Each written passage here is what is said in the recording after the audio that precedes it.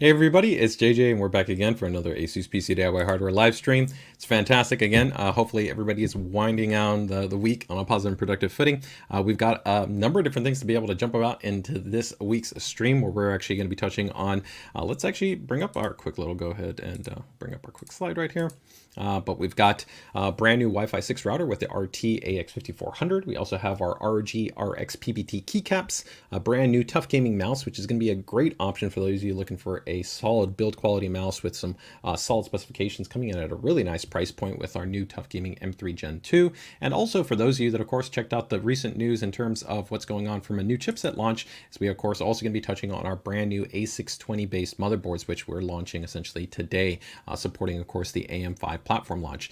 In addition to that, we've also got some cool updates in terms of the prior announcements that if you guys are of course part of our PCDIY group, you guys saw with the ROG Cosmic Mat, which is going to be coming up. We've also got the AP201 TG edition, or essentially the tempered glass edition, which of course for those of you guys that check out the stream, you probably saw the teasers prior to that. And we'll also be touching in some partner news, including some really cool new updates for DDR5 memory kits from our friends over at G-Skill, as well as some cool updates from AlphaCool, and of course the PCDIY Builder Spotlight. So a lot of cool stuff to be able to go ahead and touch on. So let's see who we have joining us here on the stream today. We've got, wow, a little bit of everybody.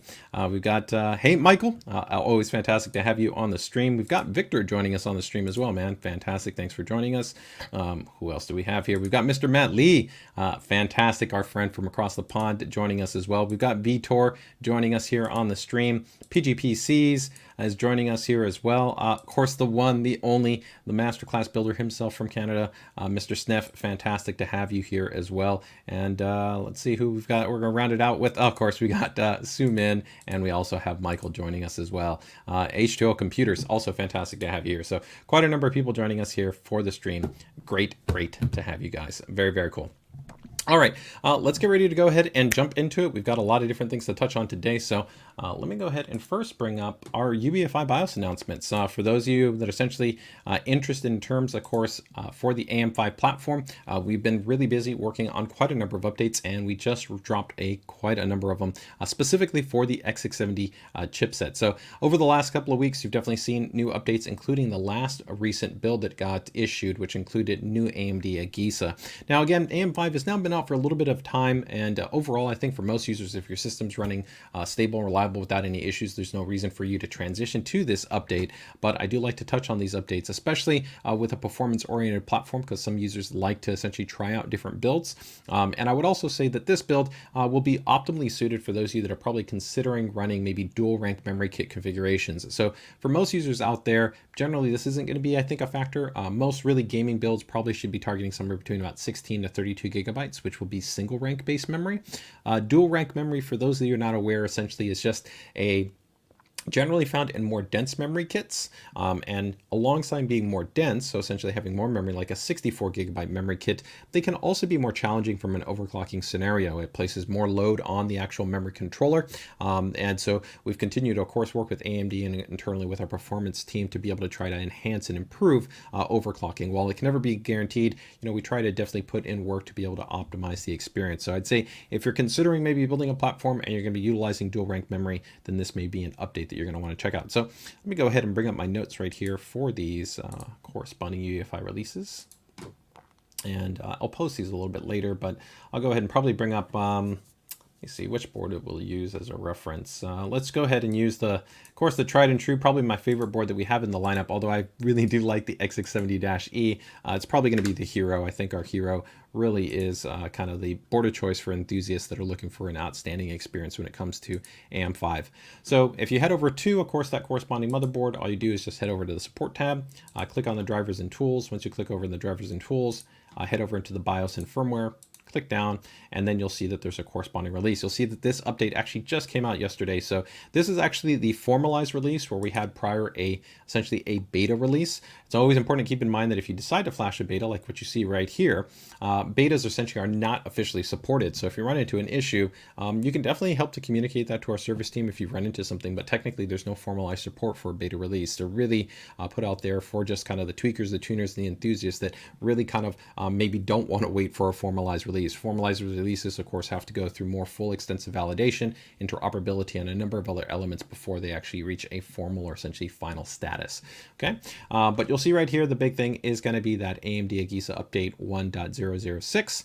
And in terms of actually boards that we have the update to, let me go ahead and bring up my list right here, and I'll run through essentially boards that we are seeing updates for. Okay. So give me 1 second. I'll bring that up right here. Okay, perfect.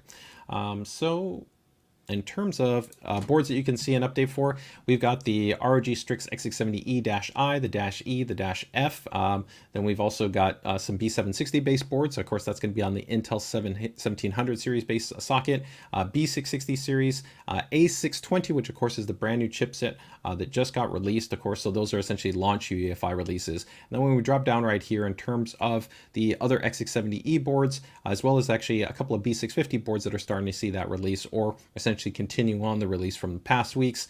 You have the -F, the -E, the -A, the Hero, the Gene, the Extreme, the Wi-Fi, the Creator, and then the Plus, with those last two being B650.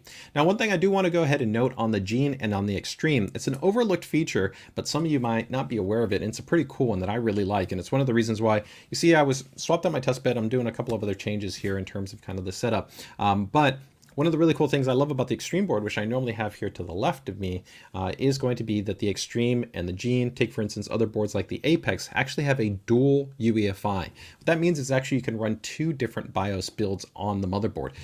If you're kind of a tweaker, a tuner, or an overclocker, you want to try out different kind of configurations, one build to another. It's a really cool feature that is available on a select number of models. And so while I see a lot of people sometimes always talk about something like 10G networking or the enemy matrix display, or some element of perceived kind of enhanced overclocking performance, things along those lines, one of the really cool things is really going to be that dual BIOS design, where essentially you just click a button and you can actually toggle between the two BIOSes that you want to be able to boot between. So pretty cool function and feature, if you're not aware, that is on a select number of our motherboards. All right, that's going to take us through our UEFI releases on that side. Let me go ahead and see any quick feedback on there.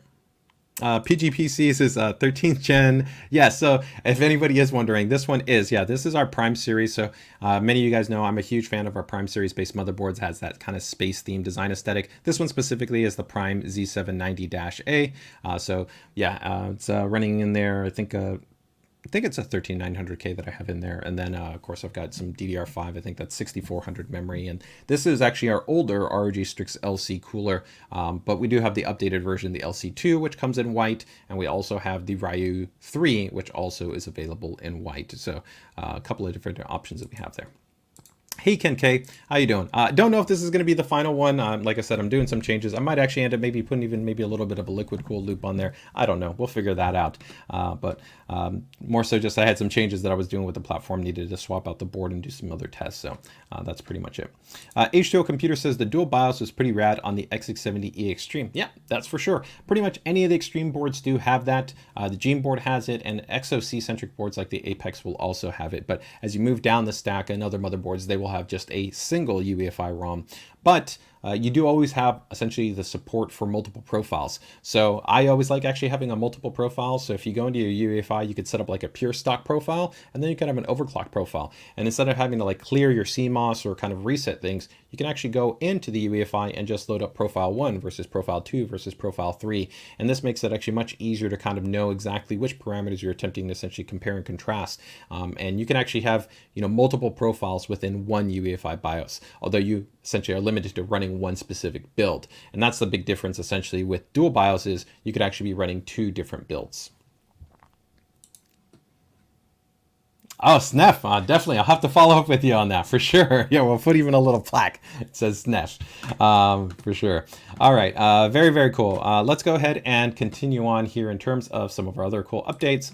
So we're gonna go ahead and touch quickly on a giveaway, of course, that we've got going on. This is actually still the same giveaway that we had last week, but I'm gonna go ahead and touch on it for you guys. So give me a second to go ahead and bring it up here. It's gonna be for our TUF gaming campaign. All right.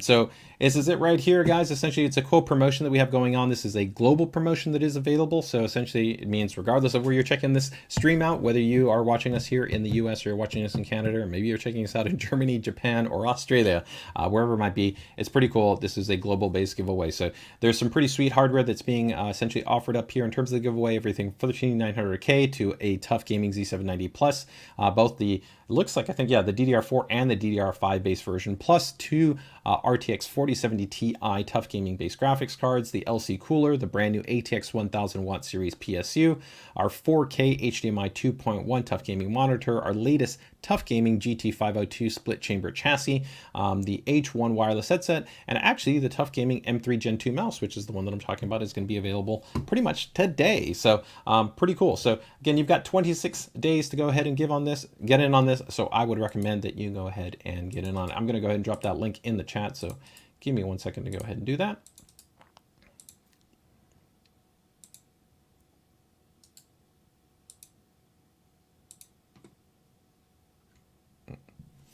Put a VTOR Z790 W790 system. That'd be pretty crazy. Yeah, I like to try to keep it, in line with probably something that most people would have. W790 is an amazing platform, but I don't know how practical it would be just for kind of like a little bit of a set show piece, right? But it's a very, very cool platform. Also, just cost-wise on those CPUs and the RDIMM memories alone, right? Really expensive platform to go ahead and set up. Just again to have it be cool. But the Sage board, definitely, I mean, it looks cool, but you would also need something pretty big because, of course, the non-traditional dimensions for a W790 platform.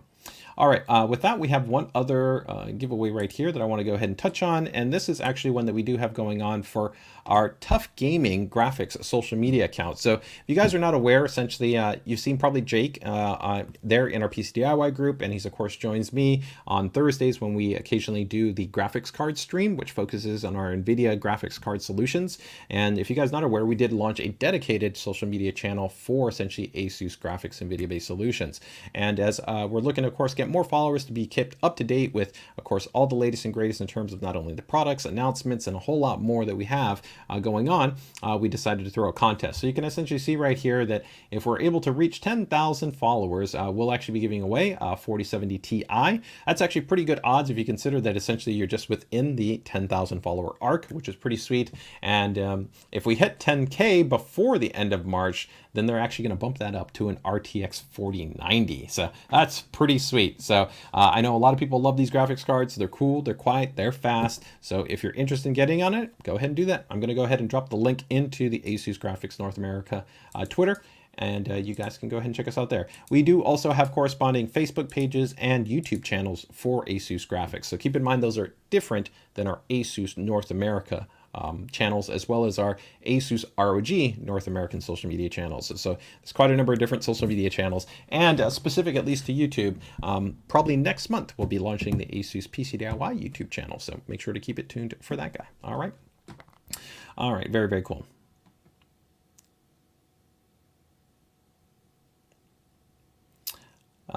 Hey, H2O Computers, I think actually that might be the streaming platform in terms of how it looks on the driver. That's something I'll take a look at. If you happen to see it again, I think what you're talking about is like little buncing. It's nothing on my side. On my side, everything is actually entirely okay. I think it's just actually how it renders it back through the stream. But thanks for that feedback. I appreciate it. All right, let's go ahead and keep moving that along. So we've got our TUF Gaming giveaway, and then we have another TUF Gaming giveaway happening on our ASUS graphics card channels.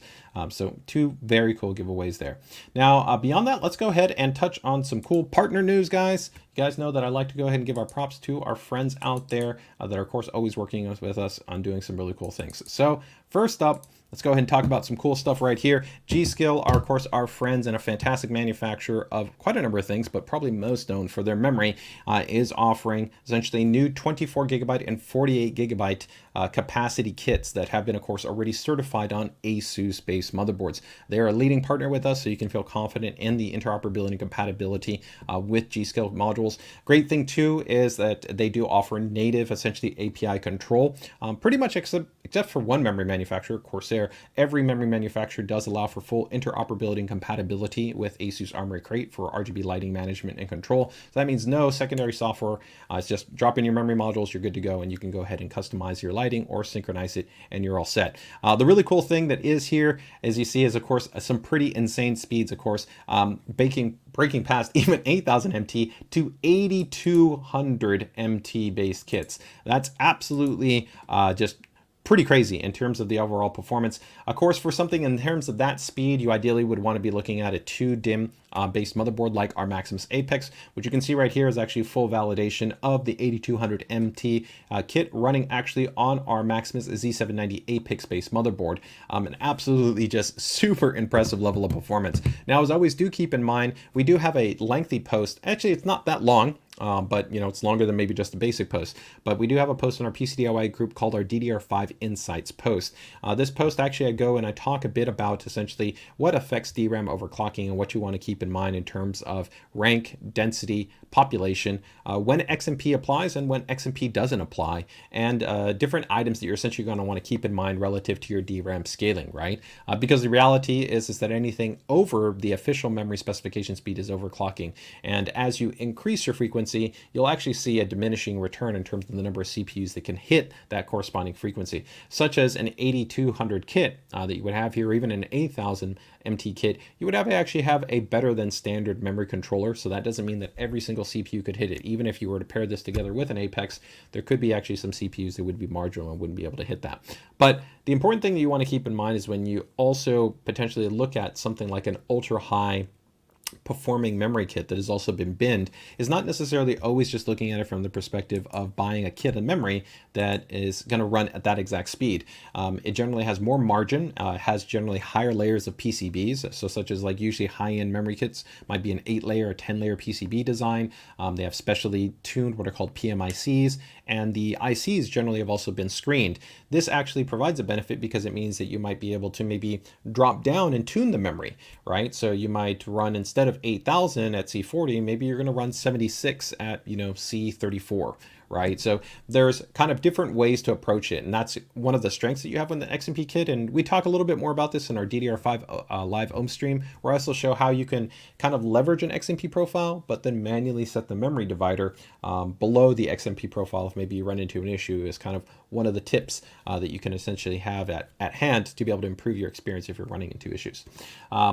With that being noted, let's go ahead and quickly take a look here at what the DRAM density options are going to be available. So you can see right here, 64 MT, which I think was probably going to be pretty popular for most users in terms of the kind of the price to the performance to the actual total timings. This is going to be offered in a 24x2 and then a 48x2, right? So, and these, this is going to definitely be single rank, right? So that's going to be a higher likelihood of success than, of course, when you go into a dual rank based kit. But as always, remember, rank, density, frequency, right, and then also population all are affected in terms of, all affect your DRAM scaling. We also have a 6800, 7200, 8000, and 82. So a very, very impressive set of memory that is going to be coming over from our friends at G-Skill. Pretty cool. And one other note there, in terms of, for those of you that are interested in terms of the Maximus Z790 Apex, again, as a quick kind of forecast, it is going to be coming in very, very shortly. We'll try to have essentially an immediate announcement post in the PCDIY group when we do get the allocation in. This is going to be last batch allocation. It's a very small quantity. I believe somewhere in the few hundred pieces in terms of actually what will be available for North America. So we do expect a very high level of demand and interest in it. But once it's gone, it's gone. So if you're interested in pretty much getting that premier overclocking centric board, maybe you absolutely love that white PCB design, and then you're definitely going to want to get on it. It should be coming in hopefully about the next week or two. So make sure to keep it tuned if you are interested in the Maximus Z790 Apex. Okay. Tom is asking, is there any AI memory performance tuning yet? No. So unlike, let's say, our advanced AIOC technology, there isn't. We do have kind of, I'd say, like like an intermediate type of option. So we have a really cool feature that we do have that's called AMP. AMP actually allows us to kind of check the memory IC and see what we have going on there, and then automatically apply essentially a specialized profile to that memory. And it works quite well. I've actually demoed it in our DDR5 live stream OC.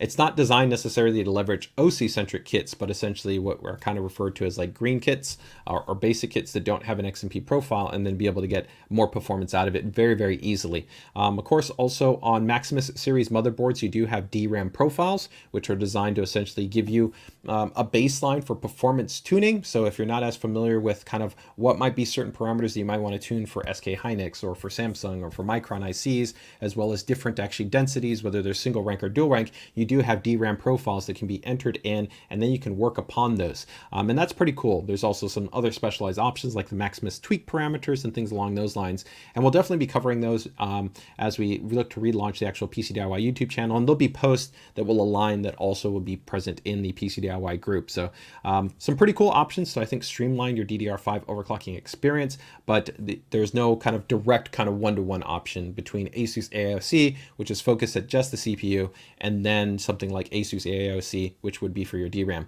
The other reason too why we don't actually auto-enable XMP, a lot of people forget, is that when you overclock both your CPU and your memory, it actually adds more stress to the totality of the CPU and the platform.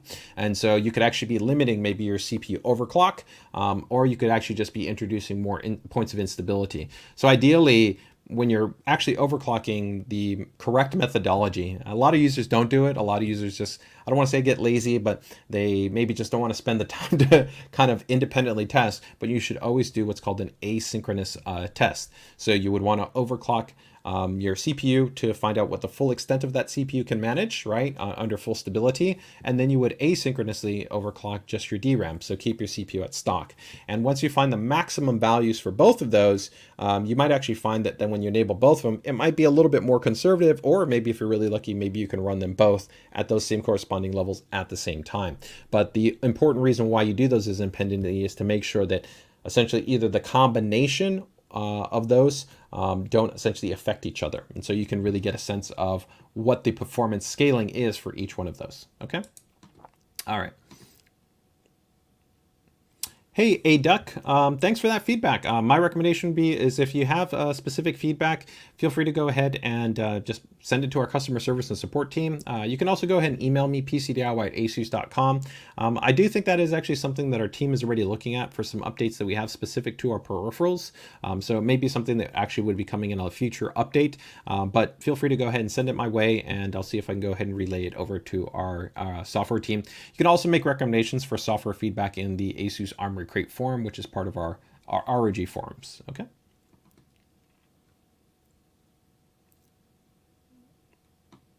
Let me quickly see if there was any quick questions on there. So Michael saying, JJ, can this not also be run on a 4-DIMM board when only using 2-DIMM? Yeah, so that's a good question. So before we go over to our next point, I think essentially what you're asking, Michael, right, is like here we've got a 4-DIMM based motherboard, right? And so I think what you're asking is, can I run essentially high-speed memory on a 4-DIMM motherboard, but essentially only in 2 DIMMs? Yes, you'll still have always better scaling relative to actually your DRAM overclocking on a 4-DIMM motherboard with only 2 DIMMs than you would versus 4 DIMMs. But a 2-DIMM topology board, such as like the Apex versus, let's say, like the Maximus Hero, right, which they're pretty close in terms of the overall like price and positioning, but feature in terms of their design elements, the actual PCB design and the 2 actually DIMM slots have essentially better signal integrity. There's less what's called signal reflection, and this can be really, really sensitive at helping to maximize margin as you start to get into higher and higher DRAM frequencies. And so the differential might be that on, let's say, like a Maximus Hero board, you can pretty comfortably, assuming again the quality of your memory controller is pretty solid, you could see speeds up to, you know, around maybe 76, maybe even about 7800 MT. 7600, I'd say pretty confident. 7800 starts to definitely get on some of that margin, right? We're definitely on the Apex, that's going to be pretty solid. There's actually about probably a 400 to 600 megahertz MT bump just in general, and it can even be a little bit more than that in some cases depending on the quality, like again, of the IMC and the ICs that are being paired. But essentially what it really comes down to is that between that 2 DIMM board and between that 4 DIMM board, there's essentially just better signal integrity performance, which helps to maximize the stability and the margin of that overclocking on a 2-DIMM board versus a 4-DIMM board. But to your point, yes, you would still always want to go with 2 DIMMs on even a 4-DIMM board if you really care about wanting to try to maximize scaling, where you're not going to see something like 7600 MT in 4 DIMMs on a Maximus Hero board, but you could do 7600 in 2 DIMMs on that same base motherboard. Okay, so hopefully that answers the question right there. All right.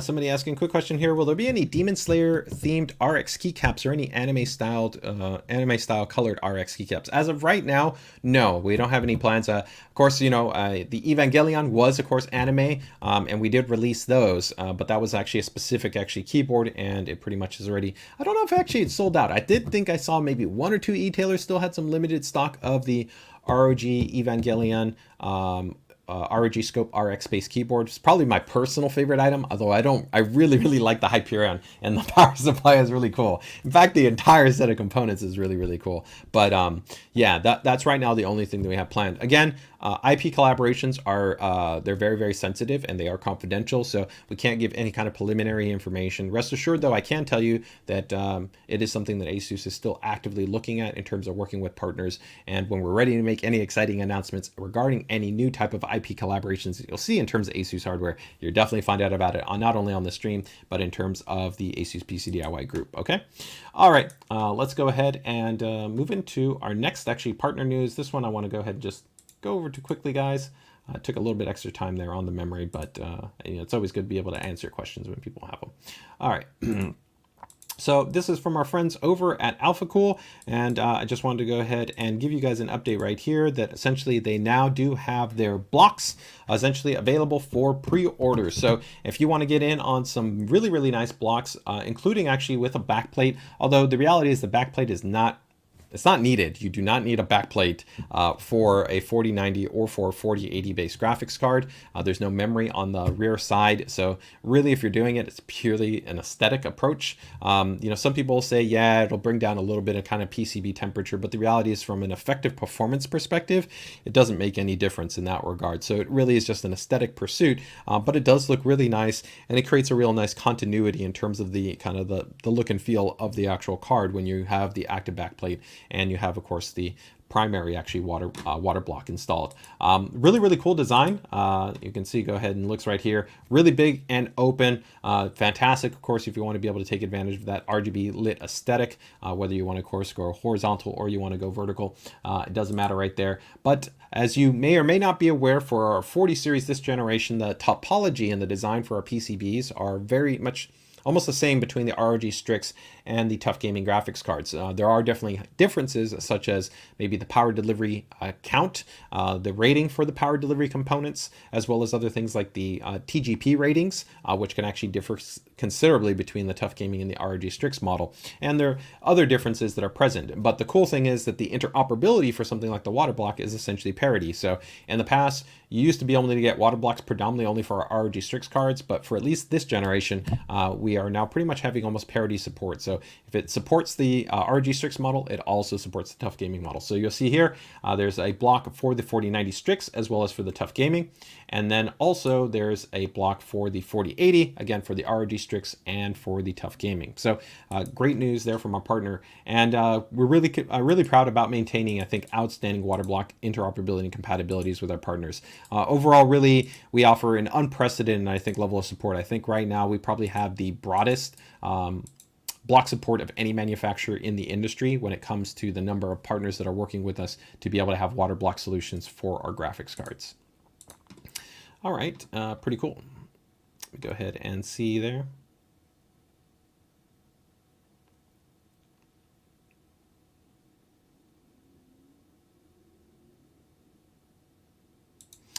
So Michael says, thanks for that explanation. So I'm a little sad, as I would think a flagship has much better shielding. So it actually does. So it's just, the reality just comes down to 2 DIMMs versus 4 DIMMs. And flagship, people sometimes use that word incorrectly, because when we design the board, it's not necessarily about being quote unquote the best, right? We try to design board based on what the intended kind of experience is that's being targeted for the product, right? So take, for instance, the Apex, right, is really designed for overclocking, right? And that's the reason why it doesn't come with 10G networking, and it doesn't have the enemy display matrix, right? It doesn't have a secondary ARGB fan controller that comes included inside the box. Why? Because those things don't provide a value to somebody that really cares about, let's say, the overclocking experience, right? So there's a balancing act. That being noted, even between like the ROG Strix and then going into the Maximus series, the PCB design is very, very good on the ROG Strix series. It already is using a higher layer count, and it's actually using more internal copper in terms of the substrate material, which helps also improve thermal dissipation performance, especially when the CPU is really put under a lot of load. But the Maximus slide specifically actually has a low loss PCB board. And what does that mean? That actually means that the margin in terms of success is better on an ROG Maximus board for overclocking than it would be for an ROG Strix board. So even that margin where I was talking about that the Apex compared to something like the Extreme, yes, the Apex would be better if we were actually compare the Maximus Hero or the Maximus Extreme to like the Dash E, and the Dash E is already a very high-end motherboard. The actual margin would still be better in terms of stabilizing an overclock and getting a little bit higher frequencies out of it because of that low-loss PCB design. So it is something that we still always account for, but you're ultimately always going to make certain trade-offs unless essentially you were to pull back and change the design intent, right? So like if we made an Extreme, but made the Extreme with 2 DIMMs versus 4 DIMMs, and then you could roughly expect a more kind of similar experience between that and the Apex. But the reality is most users don't want that. The overclocking margin was already so good there. The percentage of people that really care about running just that high, ultra high memory, right, they're in a much more niche. And, you know, you get more people kind of saying, well, either for the aesthetics where I want 4 memory, or if I really, I don't know, maybe they're doing really, really crazy workloads and they really want that extra memory support, they want to have that 4 DIMMs. So it just comes down to ultimately trying to find that right balance in terms of features, functions, spec for the user. Okay. All right. So that takes care of that. I think that's all for our partner news. So let's go ahead and get into some of the new stuff that we have going on. So give me 1 second here. All right. So next up, let's go ahead and do a quick update right here on just new item that we've got. And this is going to be for the AP201. If you guys already saw, of course, the prior stream, I already talked about this, but just as a soft update, it hasn't yet been kind of quote unquote released here in North America. If you guys already, of course, been watching the stream in the past, I already pretty much showed this off to you, already teased it off to you, but we made our formalized announcement that we have officially essentially released the AP201 TG, or essentially tempered glass edition. It's pretty much the same exact chassis. There is a couple of little bit of aesthetic differences, such as this nice little kind of design accent where you have the prime there actually on the panel, which I think looks pretty cool. And then of course the tempered glass side panel. It'll be available in black and it'll be available in white. Now in terms of the North American release, we're still internally reviewing some strategy. Again, we did a little bit of polling in the community, and I have that passed over to our product marketing, our product management team, to let them know that we do have interest to want to actually have this model carried. We were maybe tentatively looking at maybe not having it be available in North America, but I've shown that, hey, I think a lot of people really like this option. And again, while the AP201 was really hyper focused at giving you outstanding airflow with 57,000 micro perforations it has on the chassis, there's definitely those that really like that flexibility of what the AP201 offers, where you can fit really big graphics cards in there, really big cooling solutions. It's really easy to work in, and now you can see it. When you have the traditional AP201, you can still see a really cool silhouette, and I personally like it. I think it's kind of subtle and kind of refined, where you just see more kind of a pattern and you see the cool lighting. But of course, for the users that really want to clearly see everything, and you've got maybe something like a Ryujin or a Ryujin cooler, you've got more specialized accessories or items that you really want to visually see in your system, TG, of course, does that for you. So again, if you guys are really interested in seeing it, love to see your commentary. Let us know in the group. Let us know in our social media channels that you want to see the TG edition available in North America. But at least globally, you should be seeing it come out shortly. As always, though, make sure to check with ASUS in your corresponding region, as every region kind of has their own product matrix. So that means that they may carry some products, but may not carry all the products. Okay. All right.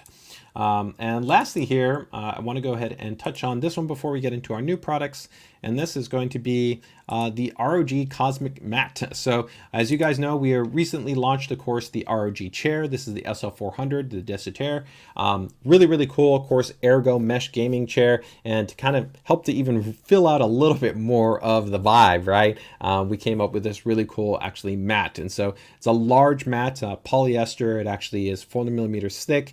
Has some really cool, actually, ROG iconography, and of course the ROG eye on there. Works really, really cool. Of course, something like laminate or hardwood-based environments, even tile, things along those lines. On carpet, I definitely think unless you put like a layered base, like a carpet protector or maybe grippers or something like that, it wouldn't be well suited to it, right? You would definitely just want to have the chair directly on that. But we are looking into, you know, maybe there could be like an alternate hard version versus a soft version, right? So that could be something interesting. Same thing, maybe you guys want to see this in, I don't know, maybe in white versus in black, you know. Love to have your guys' feedback as we continue to evolve the kind of the accessories, the apparel, and the different options that we're offering under the ROG ecosystem. Always cool to be able to talk with our team on items that people would like to see. So this will be a cool accessory. Right now, there's no pricing that I have for you. Again, it's just kind of a formalized announcement. And then, you know, as soon as it actually becomes available, if we do make it available here in North America, rest assured, again, there'll be an announcement post with the pricing and everything along that. But what do you guys think about the actual ROG Cosmic Mat?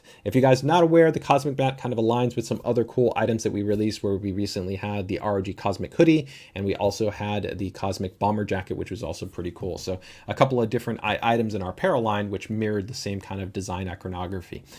So pretty cool. There you can kind of see the mat. I really like it. I think it's pretty cool. I definitely would put one down. So that is the ROG Cosmic Mat. All right, here, let me show you guys one more image of it just so you can kind of see it without anything else if you want to kind of check it out. And I'll drop a link there to the product page for it on our global website. But that's the ROG Cosmic Mat.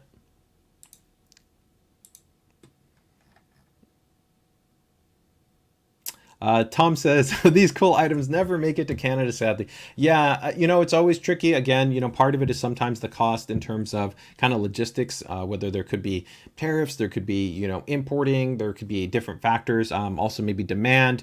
You know, also you have to be mindful of that just because we release a product doesn't mean that the channel partner wants to carry that product. And so this is where we rely on you guys in the community too, that if you're shopping at an e-tailer or you're shopping at a brick and mortar retailer and you guys, hey man, I really love to see that ASUS product, let them know, because then they can talk to our account managers. Because rest assured, if we're getting feedback from a channel partner where it's like, hey, customers want to have it, we've got no issues coordinating and working with those channel partners on making those products available. Okay.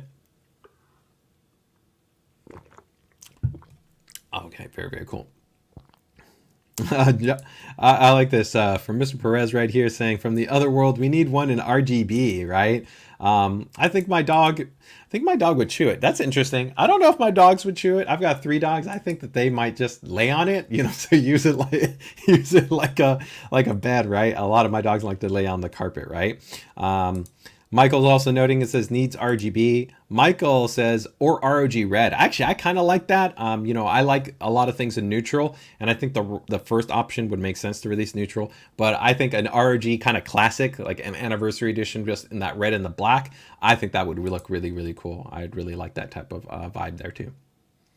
PGPC says, be perfect for my work as my chair doesn't move around as much as it is. Yeah, definitely. I think that's cool. Kevin says, I could use a Cosmic Mat for my Chariot. Yeah, for sure, for sure. Very, very cool. So it seems like a lot of people actually do like it. Yeah, honestly, I love the mat. Looks fantastic. Well, thanks for your guys' feedback. I appreciate it. And rest assured, we'll be continuing to collect some feedback, you know, from the users and kind of from the community over time. And we'll definitely be letting our team. I have already let our team know that, you know, we have really North America has probably one of the strongest, if not the strongest, ROG fan community in the world. So we generally, usually for accessories like this, we will bring them in. So I'm pretty confident that we're going to carry it. And for Tom, I will talk to our account manager and see if we can push to maybe get this one in Canada. Okay. No promises, but I'll let them know. Okay. And let me go ahead and drop in this one right here.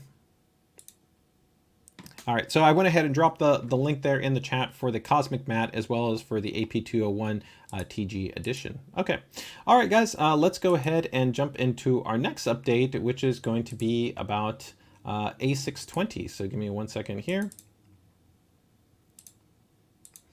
All right, so we're going to go ahead and talk about some motherboards. So essentially, as you guys already are aware, right, AM5 has already gone ahead and launched. Of course, that's for your Ryzen 7000 series processors, such as like, let's say your Ryzen 7600, 7700X, 7900X, and of course the recently released X3D series CPUs. We've had, of course, the high-end chipset with the X670E. Then we also have X670. We have B650E and we have B650. Now, as we started to get into B650, you started definitely seeing, I'd say, lower price point options that were definitely very much tailored towards first-time builders or those on more limited budgets. But for those really maybe looking for a basic kind of productivity system or very much an entry-level system where they want to be able to leverage maybe the newer platform, but they definitely have a more limited budget, or maybe they just don't need a lot of the more supplemental kind of features or functions or spec that are on the higher end chipsets. This is actually where I think A620 really comes into play. So A620 is the entry-level series chipset.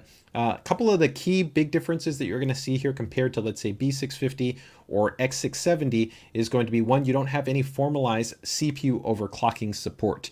Now, you do have DRAM overclocking support. That does include enabling AMD Expo. Do keep in mind, though, the Expo does technically void your CPU warranty in the same way that CPU overclocking does. So this is a factor.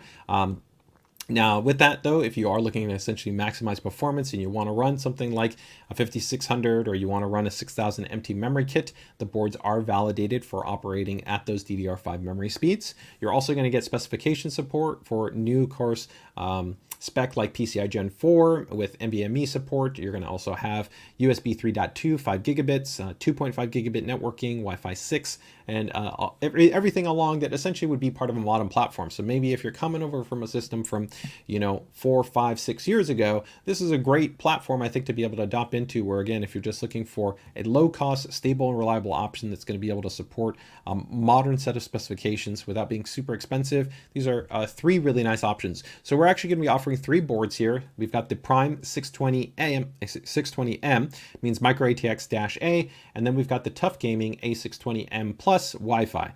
Now, there will be 2 versions essentially of the TUF Gaming board. One will essentially have Wi-Fi and the other one will not have Wi-Fi. Beyond that, the boards will be exactly identical. So it just comes down to, you want Wi-Fi 6 and Bluetooth, or if you don't want Wi-Fi 6 and Bluetooth. So we're going to go ahead and take a little bit of a closer look at each one of the respective boards. I don't have pricing for you. We should have pricing for these boards probably next week. So just make sure to go ahead and keep it tuned to, of course, the stream as well as the PCDIY group for the announcements regarding the pricing on the motherboards.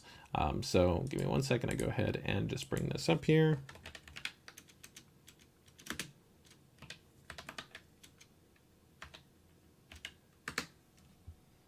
Okay, so we're going to go ahead and take a look first at the Prime based motherboard.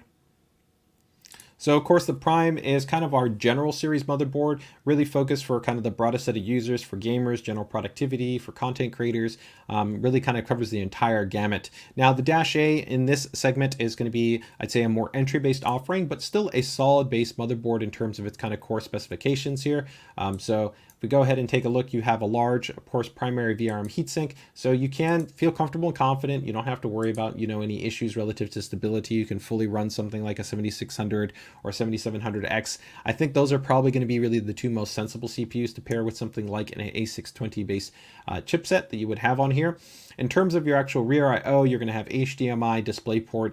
VGA is probably not going to be relevant for most of you, but again, this kind of segmentation, we see some people maybe in the SMB and the Soho, the commercial market, that might be adopting these boards. And so, believe it or not, they still do use your legacy VGA connection. You have USB BIOS flashback, which of course just allows you to update the UEFI BIOS with no CPU, no graphics card, no memory installed in the system. You just literally need to connect the power supply, plug it into to the USB port, press the button, and you can update it.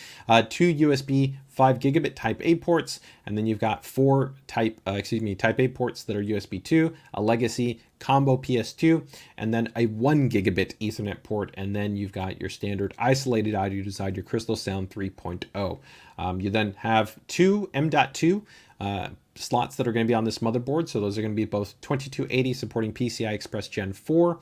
You have 4 SATA ports that are going to be on here as well.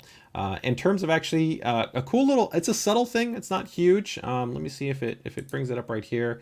But in terms of the actual headers, it's kind of cool. It does actually have 3 ARGB headers, which is something that's kind of become a little bit more common even within the entry-level motherboards. So that's cool. So even if you want to have like a little bit of a basic unit, put like a little tower heatsink on there, maybe something like a Thermalright BA120 or something like that, have a couple of TUF gaming fans in there, you know, connected to a header, you could still go ahead and simply and easily add in a couple of RGB accessories in kind of a more entry-level build.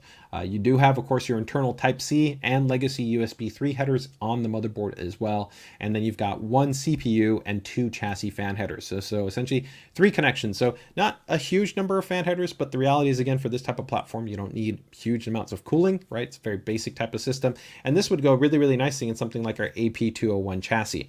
Now, if you did have more fans that you did need to cover, keep in mind that your chassis fan header can easily support and power multiple fans from one header using a simple PWM splitter. So you could run usually 3 to 6 fans from one single chassis fan header. So even though you only have 2 chassis fan headers on there, you should be easily able to, especially within a micro ATX chassis, you know, if you're going to run, you know, 2, 3, 4 additional fans, you could run those just by using a simple splitter cable. So pretty straightforward. All right.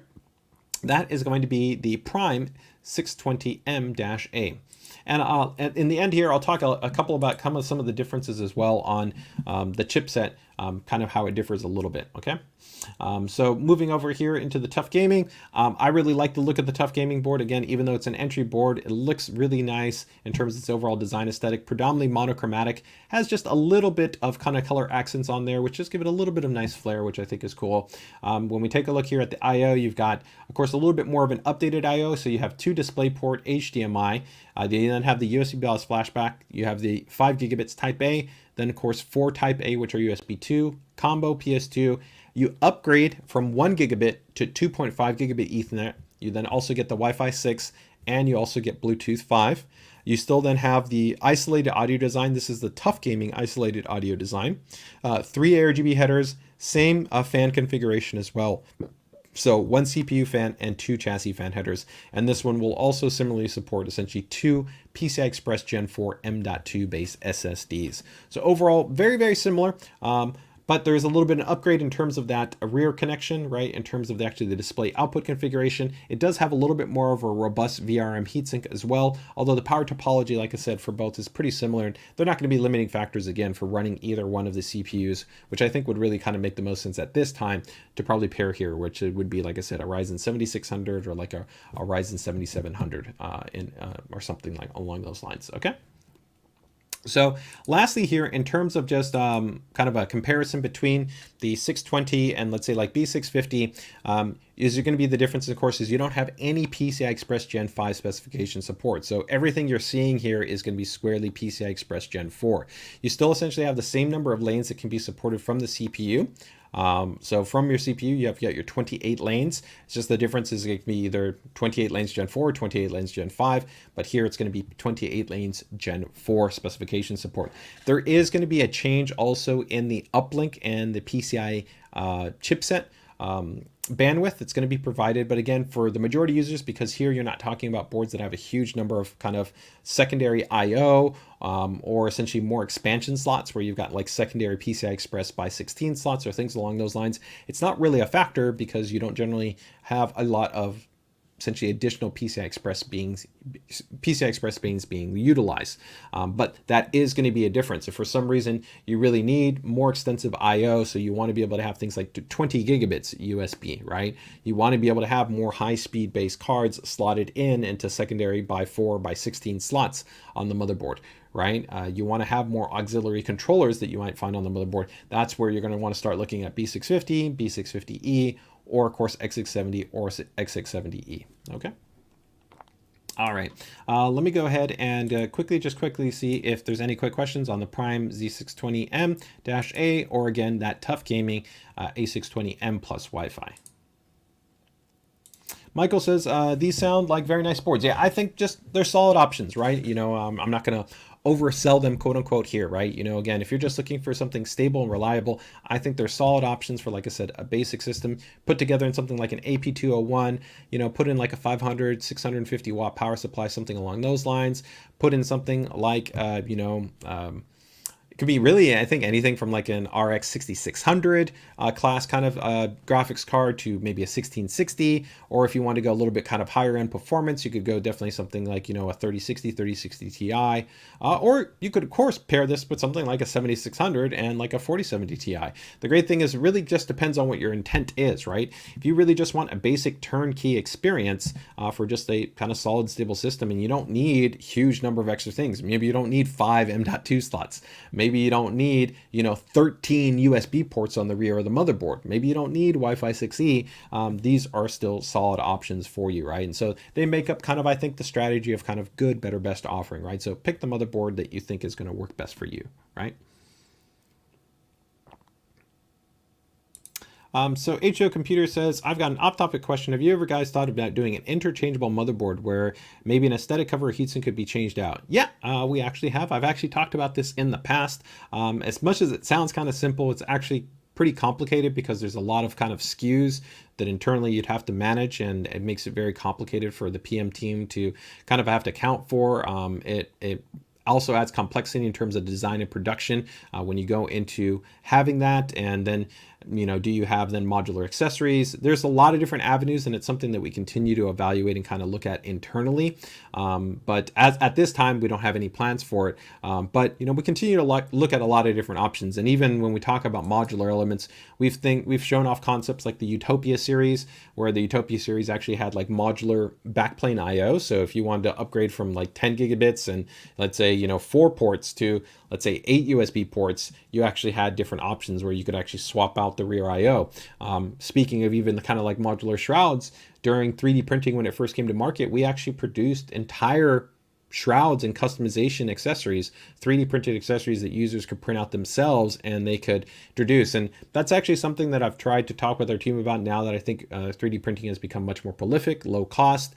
Even if you don't have access to one, it's pretty easy to send a file to somebody and just have somebody print it off. That maybe that could be an alternate option versus having a product that inherently comes with it. So there's a lot of definitely factors to it, but it is something that we'll continue to look at. Okay.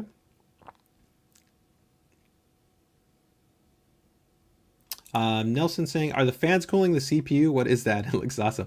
I'm not sure what you're asking. If you're just asking this is just our Strix LC cooler, but instead of like most of the time, I usually have this set up where I've got the radiator right here. I just put it on the top, but that's all it is. It's just the LC cooler, and I just tilted it up. So it's just looks a little bit different. Okay.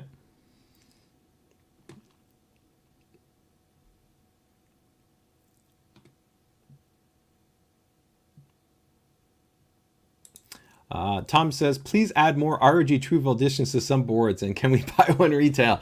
It's a really awesome feature, but it's super niche. The reality is that even right now, for the vast majority of users that even buy the Apex or the Gene or the Extreme board that comes with the Voltician, they don't use it.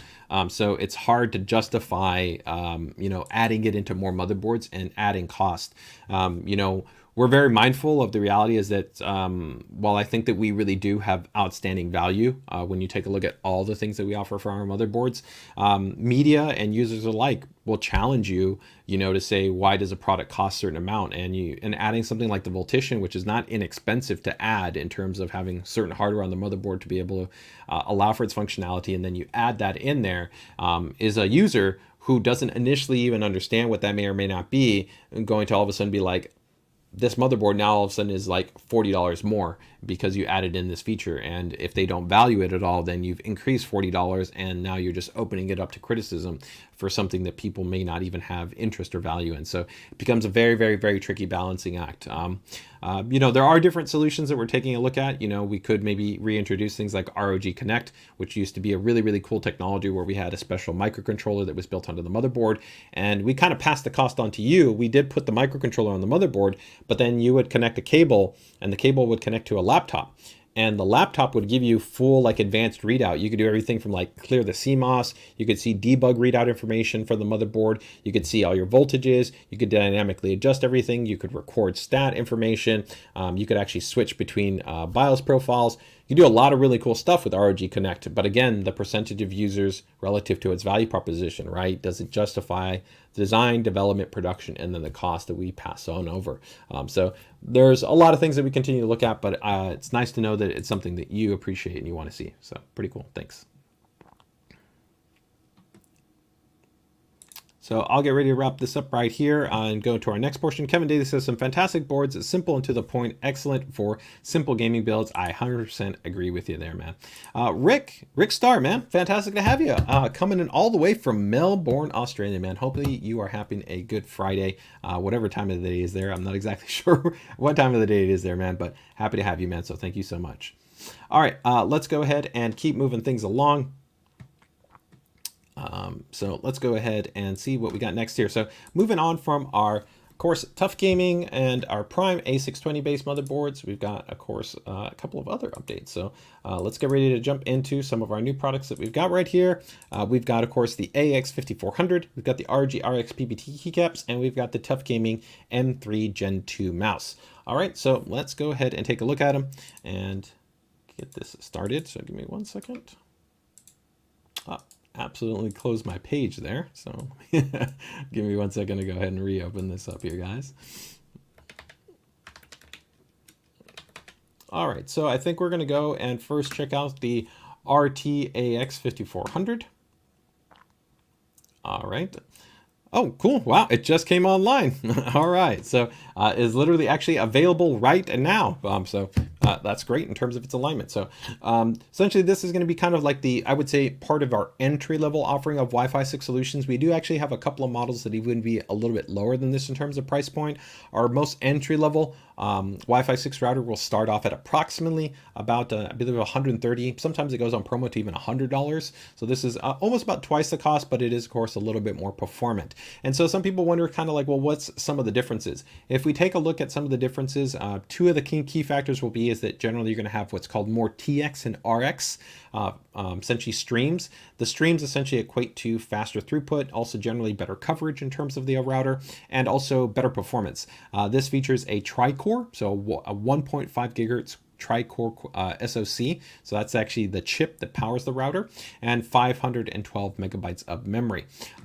This unit also does support, of course, ASUS AI Mesh. So that does mean that if you want to be able to go ahead and pair this with another ASUS router, whether it's the same router or another router in the future to be able to get more coverage, then you can go ahead and do that. It's a really great feature that pretty much all of our Wi-Fi 6 routers allow for. So they are essentially all mesh networking routers at the same time as being a traditional router. And you can do the essentially what's called the backhaul. So making the two units come together to work in a mesh network. You can either do it through a what's called wired backhaul, so wiring the two units together, or you can also do it through a wireless backhaul. The disadvantage of a wireless backhaul, but this is true for all mesh networking products, is that you will lose one of the bands. So if this is a dual band router, one of the bands will then get shifted to connect the two routers together so that allows it to make the mesh network. At the same time, while you lose one of those bands, it generally will strengthen and improve the signal performance of that one single band, which is ideal for most users because the performance that Wi-Fi 6 offers, even if it's, let's say, the 2.4 gigahertz band that is left exposed, you're still talking hundreds of megabits a second in terms of throughput. So still very, very capable in terms of its overall speed and its overall performance. This unit also, of course, has full support in terms of monitoring and management via the ASUS Router app. It's available for both iOS and Android devices. If you don't want to use an app, you don't have to. We also do not require cloud registration like some companies out there for their Reading products. So you don't have to have anything cloud synchronized. It can be locally essentially managed. And we still maintain our ASUS web-based interface as well, what we call our WT interface. So if you just want to set up the entire thing from just a web interface, you can literally do that in a couple of minutes and you're good to go.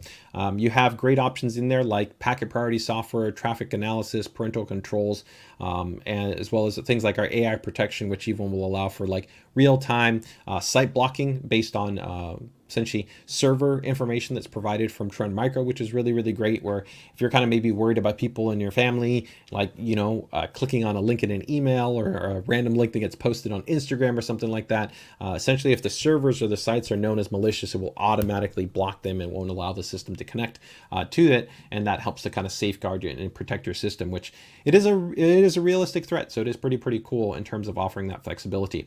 In terms of kind of the scope of coverage, I think that this works best well for probably homes that are in the small to medium size. If you're definitely probably anything, I'd say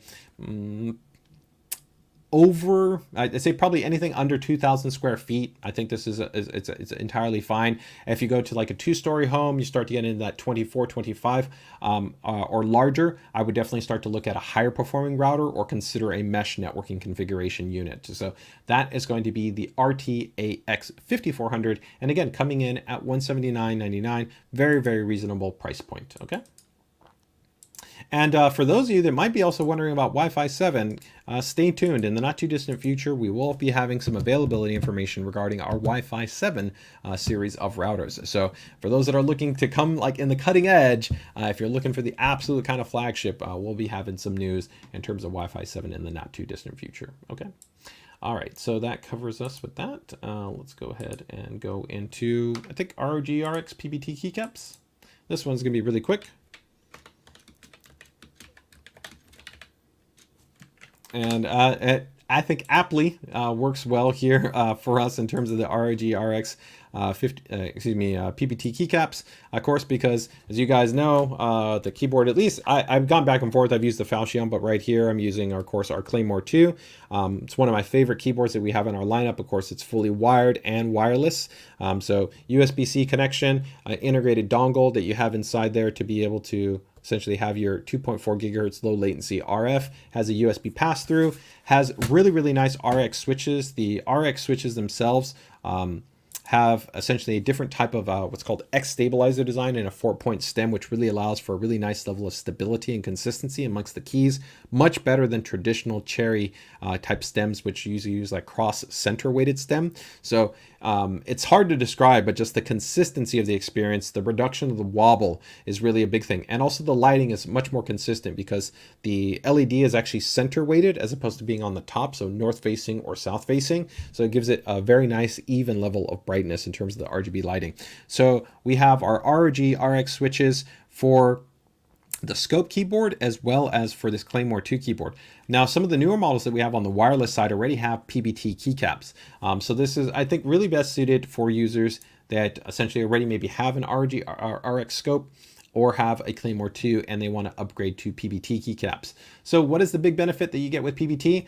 It's more durable and it's essentially superior for abrasion resistance. So as you kind of type on a keycap, it will wear the actual legend on the keycap, and that's because there's essentially a layer that's put on top of the actual polymer material, and that gets wearing away. It also can get shiny.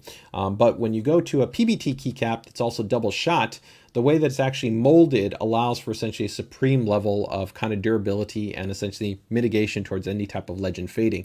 You can see an example of that right here, where because it's actually molded in there, it's never going to disappear. And so that process really helps to just offer a superior experience when it comes to, like I said, abrasion performance, reliability, durability, and reduction to shine. You'll also get a little bit of a subtle textural element that's there on the PBT keycap, where the current keycaps are, I'd say, is smoother. So if you like a little bit, it's not a huge amount, but if you like a little bit of textural detail on the keycap just for feel, and also it will change the look a little bit, then the ROG RX PBT keycaps will work for you. And they're coming in $30, so not very expensive. And actually right now you can get the ROG Claymore 2 on sale. So I think let me see if I can bring up the link here. And let's see, ROG Claymore 2. Pretty sure it's on promo right now. Yep, it is on promo, guys. So let me go ahead and show you guys right here.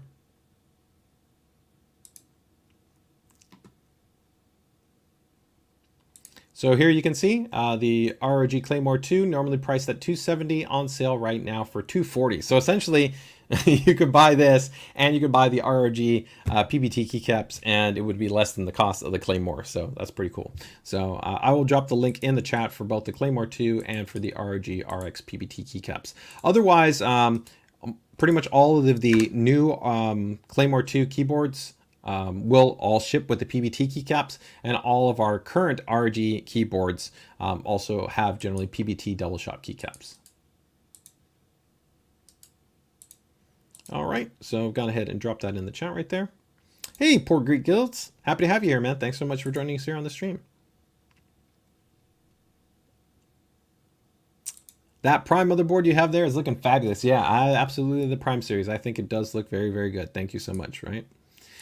Kevin Daly says, yes, I love the PBT on my GK200 Oris. I need some on my Claymore too. Very, very cool, man. Yep. Michael says, question regarding this client chipset. Works best with this router. I'm using a non-Intel card and it beats anything out there. That gets a little bit tricky. Internally in our testing, the performance that you have with different chipsets can vary, right? And sometimes it depends on actually their workload. We do interoperability with essentially all kind of leading chipset developers, right? So, you know, you have Broadcom, right?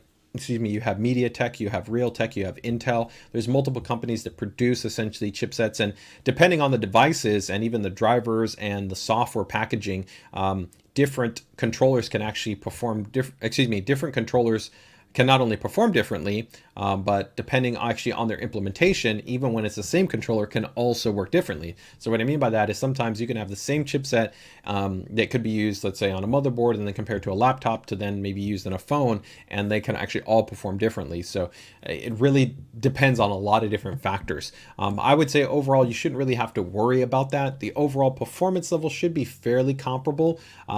What probably is going to be a bigger factor is going to be the transmit receive design. So you might have, let's say, on more entry level devices, it might have like a TX by 1 configuration, TX RX by 1 configuration. That can be sometimes more common like AOT devices or maybe some smart TVs. More entry-level phones could also do that, but generally like motherboards and laptops, devices like that usually will tend to have higher performing like 2x2 antenna configurations, which will generally give you better throughput, right? But overall, I wouldn't be so much worried about like, hey, am I going to get a poor experience with this versus that? We do a lot of interoperability tests in that respect. For some reason, you did really run into some type of interoperability issue where you had like a hard example where like, anytime I connect with this one specific client, I see that there's a drop off. You can actually use a really cool function that we have built into the ASUS Router app, which allows you to send a report to our team, and we can kind of do a debug and analysis and see if it's something that can be enhanced within the firmware. But it's not something I'd worry about. The only other thing that I would account for is that some chipsets are optimized to have kind of like a coordinated experience. So like Broadcom chipsets, when they also work with Broadcom clients, may support specialized operating modes that may help to enhance or extend performance even further, right? But still, in terms of base interoperability compatibility, they'll work with any wireless router.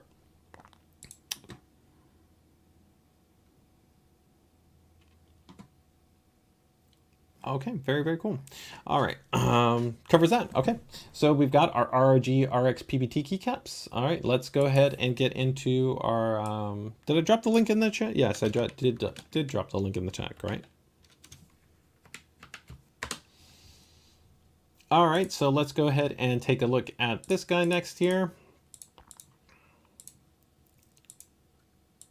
So this is going to be our TUF Gaming M3 Gen 2. So this is our new entry into our essentially our gaming mice. So we have a pretty extensive line of gaming mice, and the original Gen 1 was quite popular, and the Gen 2 I think is going to be a really great option, coming in at actually, as you see right here, only $25. So again, if you're on a limited budget, I think this is going to be a really solid option. Definitely a lot better than a lot of the other more entry level kind of maybe no name brand options that are out there, and you get something that's really, really, really well built in terms of its overall, I think, construction quality and the base kind of specifications. So this is a true super ultra light mouse, actually at 59 grams. It's very, very lightweight. It's actually even lighter weight than some of our higher end ROG based mice. So 59 grams, really, really nice and light. This is a little bit larger than the first generation. So I think it's a little bit more optimally suited towards, I'd say, medium and even large size hands, but I think kind of a perfect balance for medium size hands. Does work well, I think, with different types of grip styles, whether you're kind of maybe more of a palm, whether you're more of a claw or fingertip type user. I think it can work pretty well for any one of those type scenarios. Now, this is an ergonomic based mouse, which means that it is not a kind of semi-ambidextrous type body where it's kind of uniform on both the left and the right. So it is an ergo suited type mouse. If you want something that would be more, let's say, semi-ambidextrous, then you would want to take a look at mice like the M4 Air, the M4 Wireless, or other mice that we have under the ROG lineup, which would be semi-ambidextrous, right? So essentially symmetrical in terms of their body shape. Now, some other things right here is you have IP56 dust and water resistance. Some people go like, well, what's the point of that? Part of the reason why is just one, it's nice to be able to have that. Maybe you're in a scenario where maybe something was to spill. You don't have to worry about that. But actually part of the benefit is actually more so helps to improve the durability and reliability of the internal PCB. Sometimes you have things like humidity and oxidation, which can affect the PCB over time, and that can actually cause premature failures. So that is just a way to help to improve upon that. You have our ASUS antibacterial guard implementation, which just helps to inhibit, essentially reduce the likelihood of any type of bacterial buildup. You have 8000 DPI sensor on there. Very, very nice in terms of just the consistency, the smoothness, in terms of its performance. 60 million click lifespan in terms of the switches. This is a big upgrade even from the prior model. The prior model was already a 20 million rated, which compared to a lot of the more entry-level mice on the market where those mice were using like 1 or 5 million or 10 million, that 20 million was double. So here we went to 60 million, even on the entry mouse, which is going to be, again, only $25. I think that's a great option. 100% PTFE feet right here. So smooth, nice, consistent tracking. You have 6 programmable buttons. This unit does also have onboard memory. So you do have the ability that you can store kind of profiles there. So if you want to have a profile for maybe something like, let's say, Overwatch or Vermintide, or, you know, jumping into Valorant, maybe CSGO, whatever it might be, you can store different profiles for different games or for different applications. Let's go ahead and take a quick look here at this video. So give me a second to load this up here. And again, this also has a revised cable. So the TPE based cable, it's a nice, smooth, lightweight cable, works well in that regard. So you also, lastly, of course, as you can see right there, you have ARGB lighting sync support, which is also present, which makes it, you know, just nice little accent lighting there for your system setup. And of course, will fully synchronize with any ASUS Aura enabled components that you have. So that is going to be the TUF Gaming M3 mouse.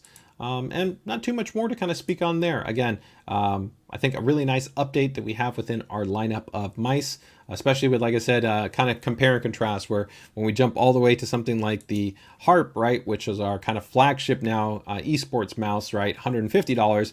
It's an amazing tri-mode based mouse, you know, cutting edge sensor, really outstanding switches, a lot of specialized elements that are on that mouse. But again, from $150 to $25, see there's a pretty big delta. Here you could essentially buy the TUF Gaming N3, a TUF Gaming H1 wireless headset, and then I think even the TUF Gaming A1 SSD enclosure, and that would be the price of one ROG Harp mouse, right? So you definitely can see, I think, the value proposition. And here you can see a little bit of kind of comparison where I think I touched on everything, right? Yeah, we have that new 8000 DPI sensor, 60 million switches versus the 20 million switches. You can also, like I said, see a little bit of change in the body, a big weight reduction, right? 59 grams versus 84 grams, and then the anti-back treatment as well. Okay, so again, that one is available right now. You can go ahead and pick this guy up right now on the ASUS store for 25 bucks. All right, I'm gonna go ahead and drop that one in the chat.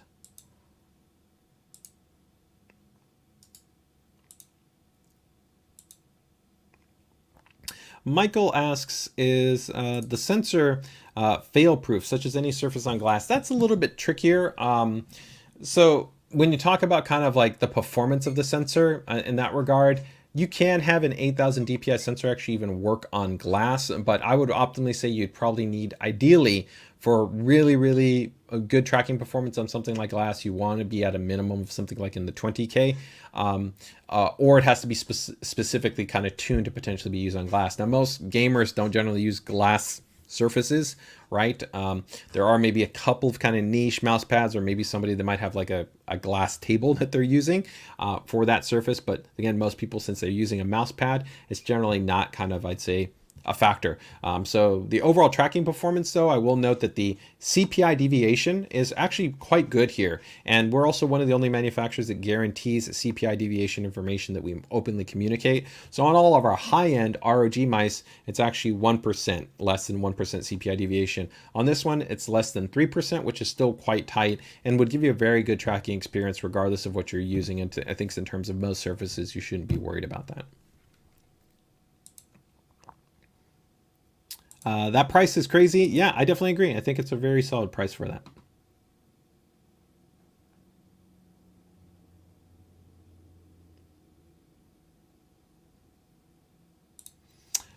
Final boss says, any idea when the ASUS ROG Ryujin 360 AIO will be back in stock? I can't find this cooler in place anywhere. Yeah, it actually already got restocked. We just did a restock recently. You should continue to see it popping up. I think in channel partners, they might be working to maybe try to get it skewed up, but we did have it already. I think, let me see right here if we still have the link up. Give me 1 second. But I don't think it's sold all out.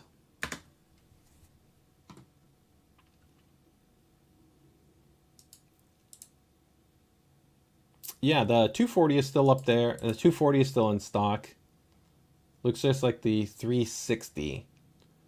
At least on our ASUS store is out. But for the rest of the channel partners, it should be up. But right now, yeah, it should be getting back in there. So I'll go ahead and see if I'll check with our internal team if we have any more, at least ASUS stock for our ASUS store. But I know for our channel partners, they already essentially got a kind of a refreshment cycle. So could just be that they're waiting to kind of work through and refreshing on that. I know Central Computers had some in stock. I don't know. I haven't lastly checked on Newegg or Amazon, but let me go ahead and see right here.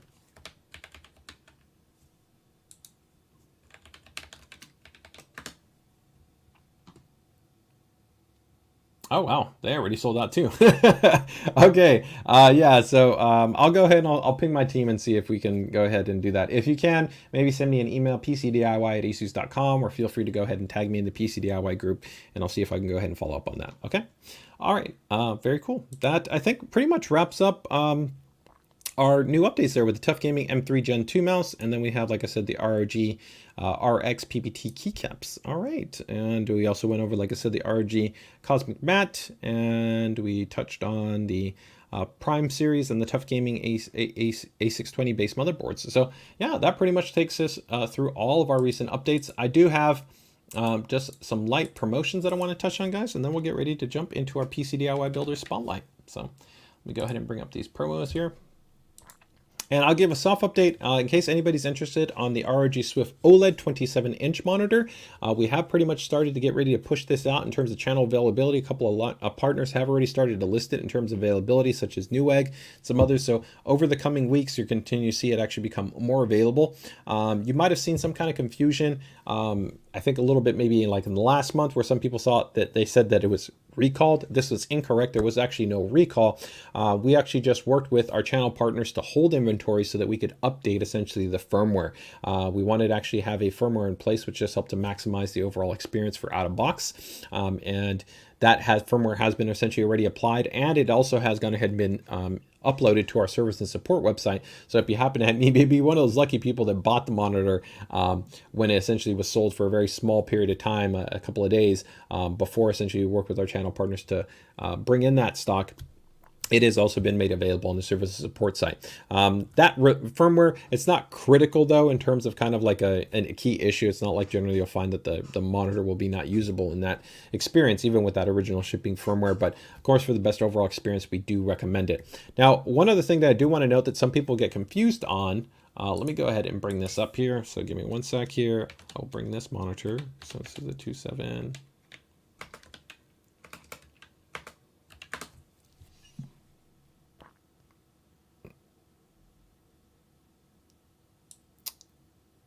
Bring this page up just so people know exactly what I'm talking about. Is some people have asked, because this monitor does not have HDMI 2.1, although the primary amount of users in, I think, this community would be using DisplayPort because it's PC centric. Maybe, for instance, you're on a console and you want to have cross compatibility, there's actually an incorrect communication saying that HDMI 2.0 does not support variable refresh rate. you actually do have variable refresh rate support that is compatible with HDMI 2.0 on a console. So you can actually enable this, run it through the actual compatibility matrix, and still be able to actually have VRR support. So VRR support is going to still be present on there up to 120 hertz, which is, like I said, the nominal option that you have available for VRR on consoles. So it's not something that, again, if there's like a miscommunication or misinformation that's been put out there, just for clarity, it is actually functionality that is available to you. Okay. All right, go ahead and bring up our promos here.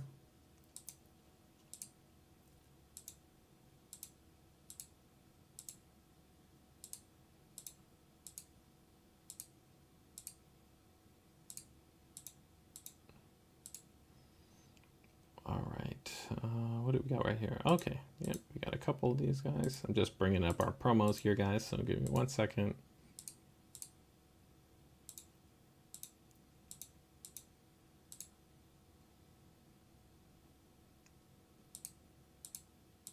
Oh, this actually looks like a pretty good monitor promo. Okay, pretty cool.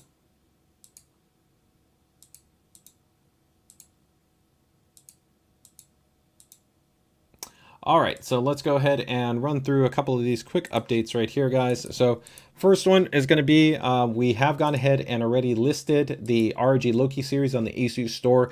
We already talked about the channel availability will be available shortly in terms of channel partners, let's say like Micro Center, Amazon, Newegg, and others, but it is gone ahead and been listed on the ASUS store, so you should be seeing it come online shortly. So if you want to get in on a Loki series PSU, just make sure to hit that notify button, register so you can get notified once they get listed in SOC.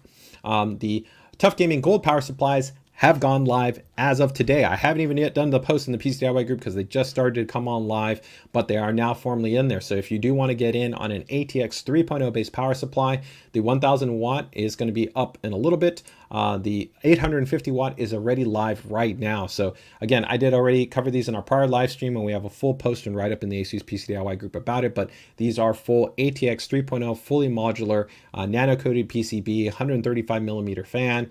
They're cool, they're quiet, they're performant, have these really nice fully etched modular cables, which are really flexible, really nice. Again, very, very solid price point too, I think, for those you're going to be looking to upgrade in terms of your power supply or have a power supply for your upcoming builds. Again, this is part of our ATX 3.0 kind of update. So the Loki is ATX 3.0, the TUF Gaming power supplies are ATX 3.0, the upcoming ROG Strix Aura PSUs, which probably will have announcement next month, or actually this month in April, next month. They'll be coming in the not too distant future. We'll make up our essentially our 3 power supplies that we have ATX 3.0. But again, ATX 3.0 is not a requirement for any power supply. So if you've got an old power supply that's ATX 2.3, 2.4, you can use it with an adapter cable as long as that power supply is working correctly and it supports the amperage wattage that's required for your system. It's entirely fine. There's no hard requirement.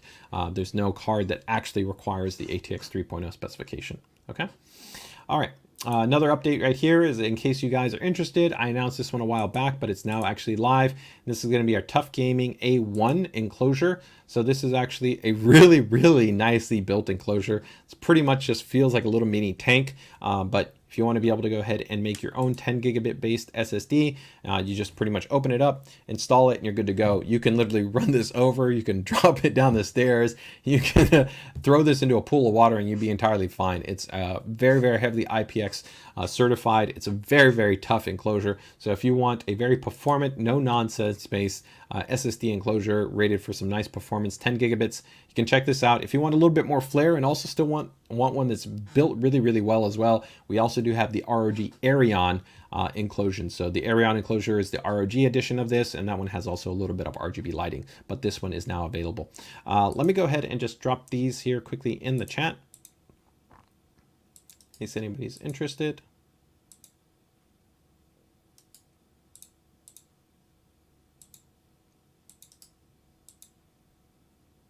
And I'll drop the power supply in there. And I think somebody was asking about the monitor. Yeah, I can go ahead and I can link the monitor in there.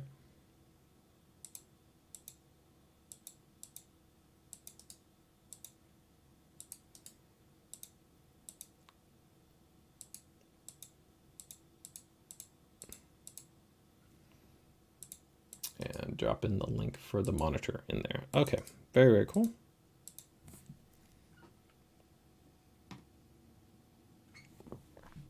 All right, so next up right here, let's go ahead and take a look at some of the promos that we got going on. We have the TUF Gaming M4 Air, which is currently on promo right now. So it's 10 bucks off. Doesn't seem like a lot, but this is already a $50 mouse, $10 off. That's actually a nice savings. Comes down to $40. The TUF Gaming M4 Air is a really, really nice option actually within our stack. It's a super ultra lightweight base mouse, 47 grams.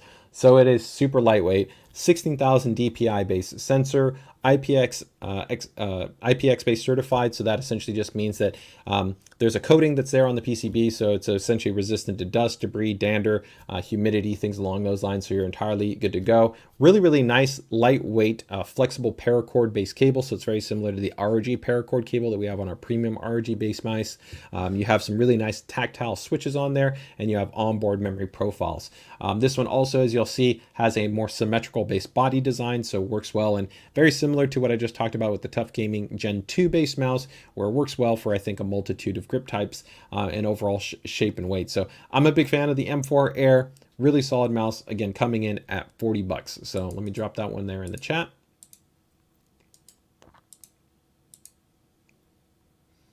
DePoets, hey man, happy to have you here. Asking about any webcams? Yes, we do actually have a couple of webcams. We have the ROG IS, which is a 1080p 60 frames a second camera, and then we also have an ASUS camera, which is also, I can share the links here in a moment, but give me 1 second. If that was your question, I'm not sure what your question was, man, but happy to have you here, man. Thanks for joining us here on Friday. We also have the TUF Gaming M4 Air, M4, not the M4 Air, but the M4 wireless on promo for $15 off. So it's normally $60. You can see right here, this one is $45. This one is going to be just a wireless base mouse, so 2.4 gigahertz and Bluetooth connectivity, 12,000 DPI base sensor, very lightweight as well, 62 grams on here. This one's pretty cool in terms that it doesn't have a rechargeable battery. It uses a AA or AAA based battery, and it has actually a little adapter case for the different batteries included inside the box. I really like that. It's very, very simple. Just be able to swap out there, and then the consistent reliability of just being able to immediately be able to go ahead and get powered back on and utilize that. 100% PTFE feet on there, and you also have onboard memory profiles on this unit as well. And this one is also going to be a semi-ambidextrous based design as well. So coming in at 45 bucks, save yourself $15 if you are looking for a only wireless base mouse, okay? Then we've got the TUF Gaming H1 headset right here, which you can see the H1 wireless coming on from $90. Save yourself 20 bucks, $70. This is going to be a USB-C based headset offering. So this is great because that little adapter, bam, just go connect it to your Nintendo Switch, your laptop, your desktop, your phone. It doesn't matter. That little adapter, just plug it in and you have low latency, 2.4 gigahertz, really great for reliability. It's a very lightweight based headset, 295 grams. So very, very lightweight and comfortable, up to 15 hours in terms of the overall battery life. And you do have strong interoperability with essentially other types of devices. That USB-C, like I said, you can use it in pretty much any USB-C enabled device. And you do also have PlayStation certification support. So that is gonna get you covered there for the TUF Gaming H1 wireless. All right, let's go ahead and drop that one in the chat. And then lastly right here, combo on the entry side is we have the TUF Gaming Combo K1 and M3. This one normally $70, 20 bucks off, 50 bucks. But the big thing is here is this one gets you 2 items. You literally get a keyboard and a mouse together in the combo pack. So you get actually our membrane, our TUF Gaming keyboard, and then you have actually the first gen TUF Gaming M3 base mouse. Really solid combo offering right here. Again, for those maybe don't have a huge amount of money, but just want to be able to get some solid, nice RGB based peripherals to be able to start off on your, your gaming build, or maybe upgrade maybe an older keyboard or mouse that you might have. I think a nice set of options right here. These also do actually have certification for some spill resistance as well, which is also, again, a nice benefit even at their lower price point.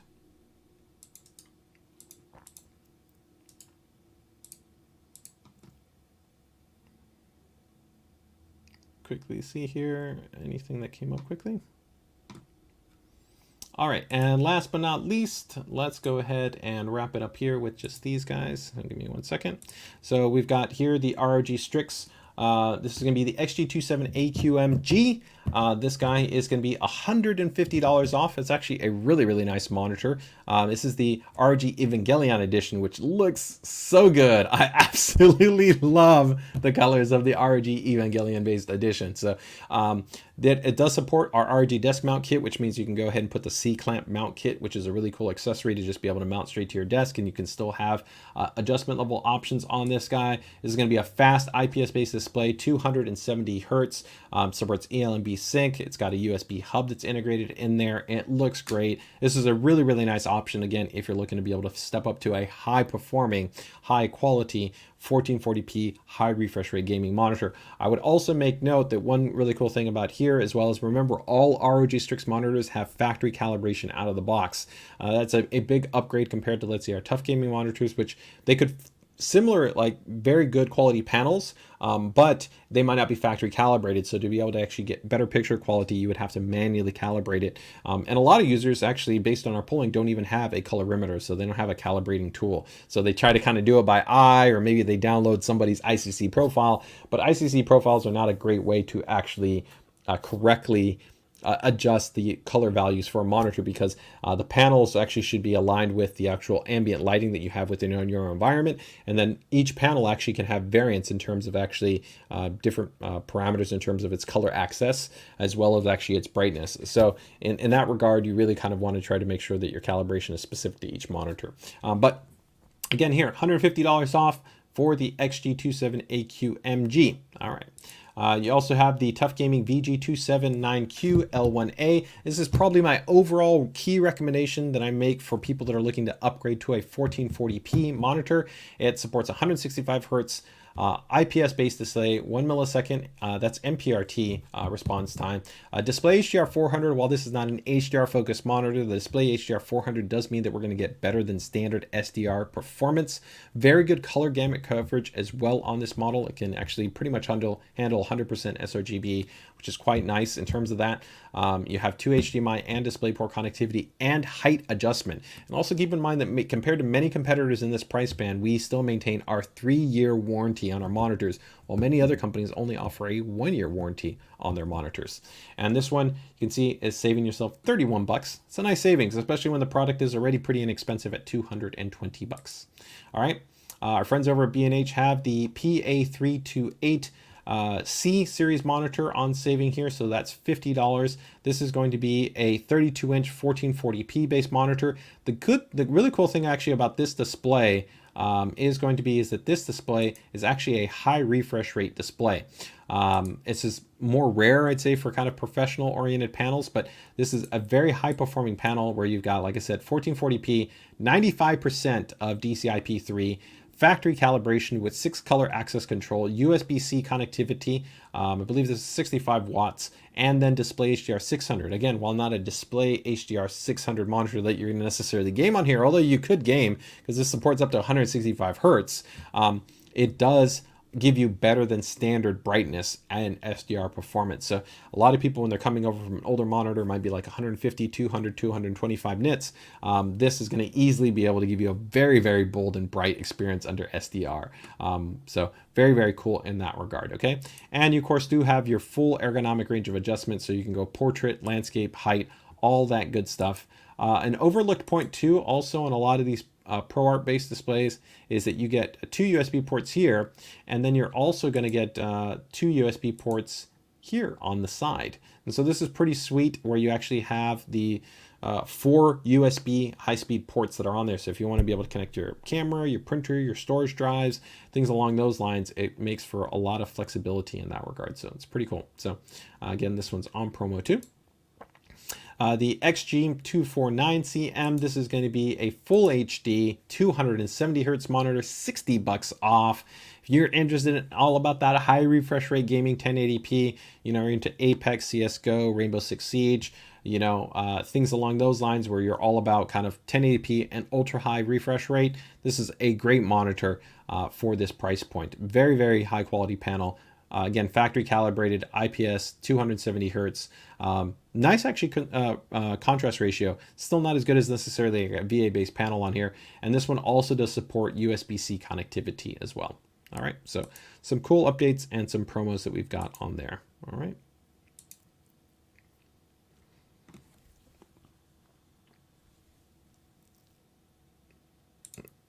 Hey, that's my monitor. I built the EVA collab. Oh, fantastic, man. Yeah, so you got the EVA collab. That's pretty sweet, right? Mr. Matt Lee says, yeah, that EVA monitor is stunning in person, both in design and panel quality. Yeah, definitely that EVA collaboration was super on point. It was really one of my favorite builds.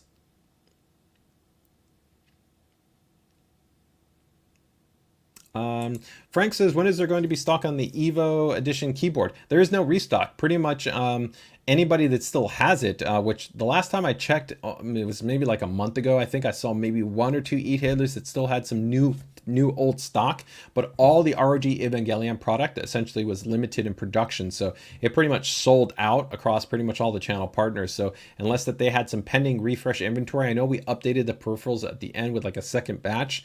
If maybe some guys still hadn't listed it and then they listed it, that would be available for inventory, but there's no restock on it. Pretty much it was a limited production run. So you wanted to get in on it when you got in on it. And if you didn't, that's it. It's gone. You cannot get it anymore. So just like when that monitor, when Newegg sells out of that, that's it. It's gone. It's not going to be available anymore. That's true for the entire ROG Evangelion, the Gundam, the Call of Duty, any one of our limited edition kind of collabs that we've had. The Demon Slayer, which is also currently happening right now. Oh, link the pro art? Yes. Let me go ahead and link the pro art. Sorry.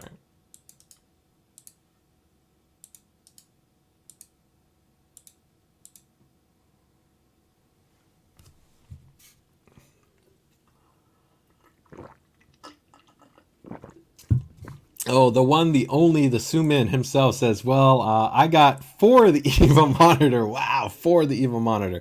Talk about a lucky man. Talk about a lucky man. That must look pretty and crazy. All right, pretty cool. All right, guys, let's go ahead and jump into the PCDIY Builder Spotlight. That takes care of our promos for today. So let's see what we got going on. We have some cool promos, excuse me, some some cool builds to go ahead and take a look at. So let me go ahead and load up our folder right here. I don't think I've downloaded all of them, but I know that I've got a couple, including, of course, the PC Builder and the build that you guys see featured in today's thumbnail, which is none other than Mr. Timmy at PC Works, who did a stunning build that we're going to go ahead and feature first up right here. So let me go ahead and get this loaded up. So give me 1 second, guys.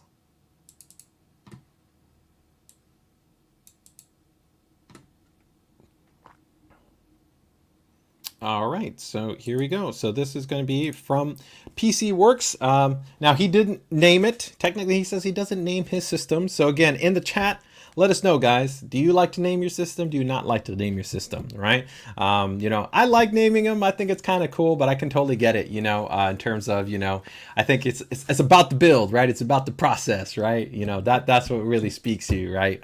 So I can totally understand it. I get it. But let's go ahead and take a look at this beautiful build here that we have from PC Works, aka Tim Parker, who's also a great member of our actually PCDIY community. He brought together in some of the coolest hardware that's available right now on the market with the brand new Fantex MV7 chassis, along with our ROG. I think this is actually using the Maximus Z790 Hero, I think, in this board. So let me go ahead and bring it up. And let's go ahead and take a look. So I always like to get pictures when I'm asking for submissions to let us see what's it look like without any type of RGB lighting, because for one, I can tell you that we do design our products actually with a focus on actually no lighting and then also an element of lighting. And the reason why we do that is because we know that some users, maybe they don't want any RGB lighting, and we want there to be an identity that's visible on the product and that can stand on its own without any lighting, but then also at the same time be able to give it a different perspective, a different feel when you actually bring the lighting into play. I think actually the Prime series is a great example of this, where you can see right here where it's got this really cool design language on it, which stands apart, but then you see that nice little kind of accent that we integrated there into the heatsink, which just brings a little bit of diffused lighting, which actually works with the metal. In the same way right here, you can see the really cool thing about the NV7 is, of course, this really open type of design that it gives you. So, of course, you see this kind of full perspective with actually no obstruction right here, which is really cool. And then you can see right here the Maximus Z790 Hero board. You can see what we call the polychrome display. And so that polymo display, it almost looks like a little bit of like a chrome type of aesthetic, which gives it kind of a cool reflection type of vibe to it. But then of course, when you light it up, it has an entirely different element. Really love this color choice that he went here. So some really cool things that you can see here. It's all about performance, where we've got the Fantex T-Series fans in there. Some people don't remember these fans are very impressive. Actually, I would say our Strix F120 fans are very, very good, but they're a standard diameter, very similar to your standard Noctua fans. These Fantex fans really, though, offer an outstanding level of performance, very, very well built, really impressive. But they also are going to be thicker than normal. So you actually want to keep an eye on terms of clearance if you're incorporating that in there. But you can see, of course, this chassis affords a huge amount of space. Fantex did a really great job in terms of giving you a lot of room to be able to play with. So you went with two massive radiators right here. Then, of course, the fans. And then a really cool loop configuration where you actually have it kind of just drop down on this side, runs in, and then puns down. I think that orange with, of course, the black with these gray tones really come out to really look nice. Really like this. It's not overdone, it's just clean, it's well defined, it really has a nice aesthetic to it. Now we can also see right here some cool stuff. He went with the active backplate design implementation, and I think that's just going to give it a little bit of that more cohesive look, of course, from the GPU block in itself, and of course here, that nice, really good looking block there from EK. An interesting portion right here within this panel, so we're going to see how that actually comes together once we take a little bit look there. Now, as we move through in terms of the second shot, we can actually see one of the other cool design elements, which is going to be that off-axis kind of setup, which is kind of it just gives it a little bit of a different vibe. This helps to create, I think, a visual reference, right, where the part gets lifted up a little bit and becomes a little bit more of a visual showcase, which just allows for an interesting element as opposed to it resting entirely flat.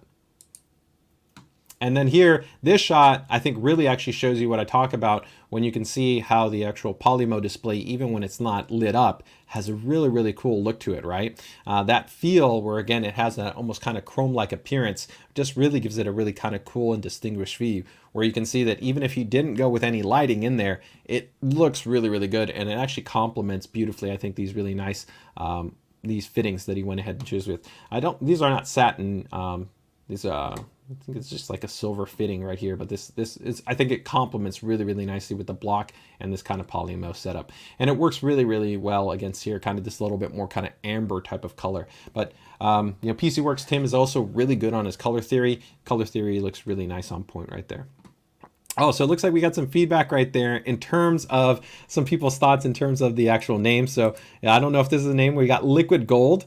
Liquid Gold's pretty good. I don't know if I'm feeling Liquid Gold. It makes you feel rich, right, in terms of powerful. So we can go with from that. I'm not getting a lot of gold here that I would want to go Liquid Gold. So let's see if we got any other names that might kind of pop in there. But now let's go ahead and see what it looks like all lit up. And here, beautiful job. I think it really kind of just elevates the overall look and feel. So we went from, of course, not lit up to lit up. And again, nailed it, right?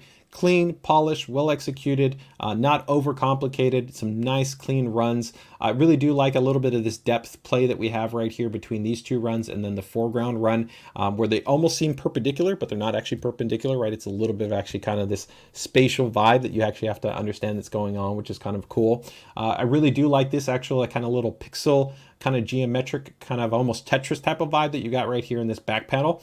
It does actually tie a little bit. If you get really tied into the polymo display, the polymo display has a little bit of a simmer vibe to it, which is kind of cool. So I think it gives a little bit of cohesiveness. And I also like just a little bit of this socket lighting that you get around here that comes on the actual VRM heatsinks. I think that's a cool little touch in there as well. Nice little vibe right here too, with of course the 4 dims. In terms of just the lighting. I like also that you didn't necessarily go with the same kind of color effect. I think that just gives it a little bit of balance out, but I think definitely gets a thumbs up, man.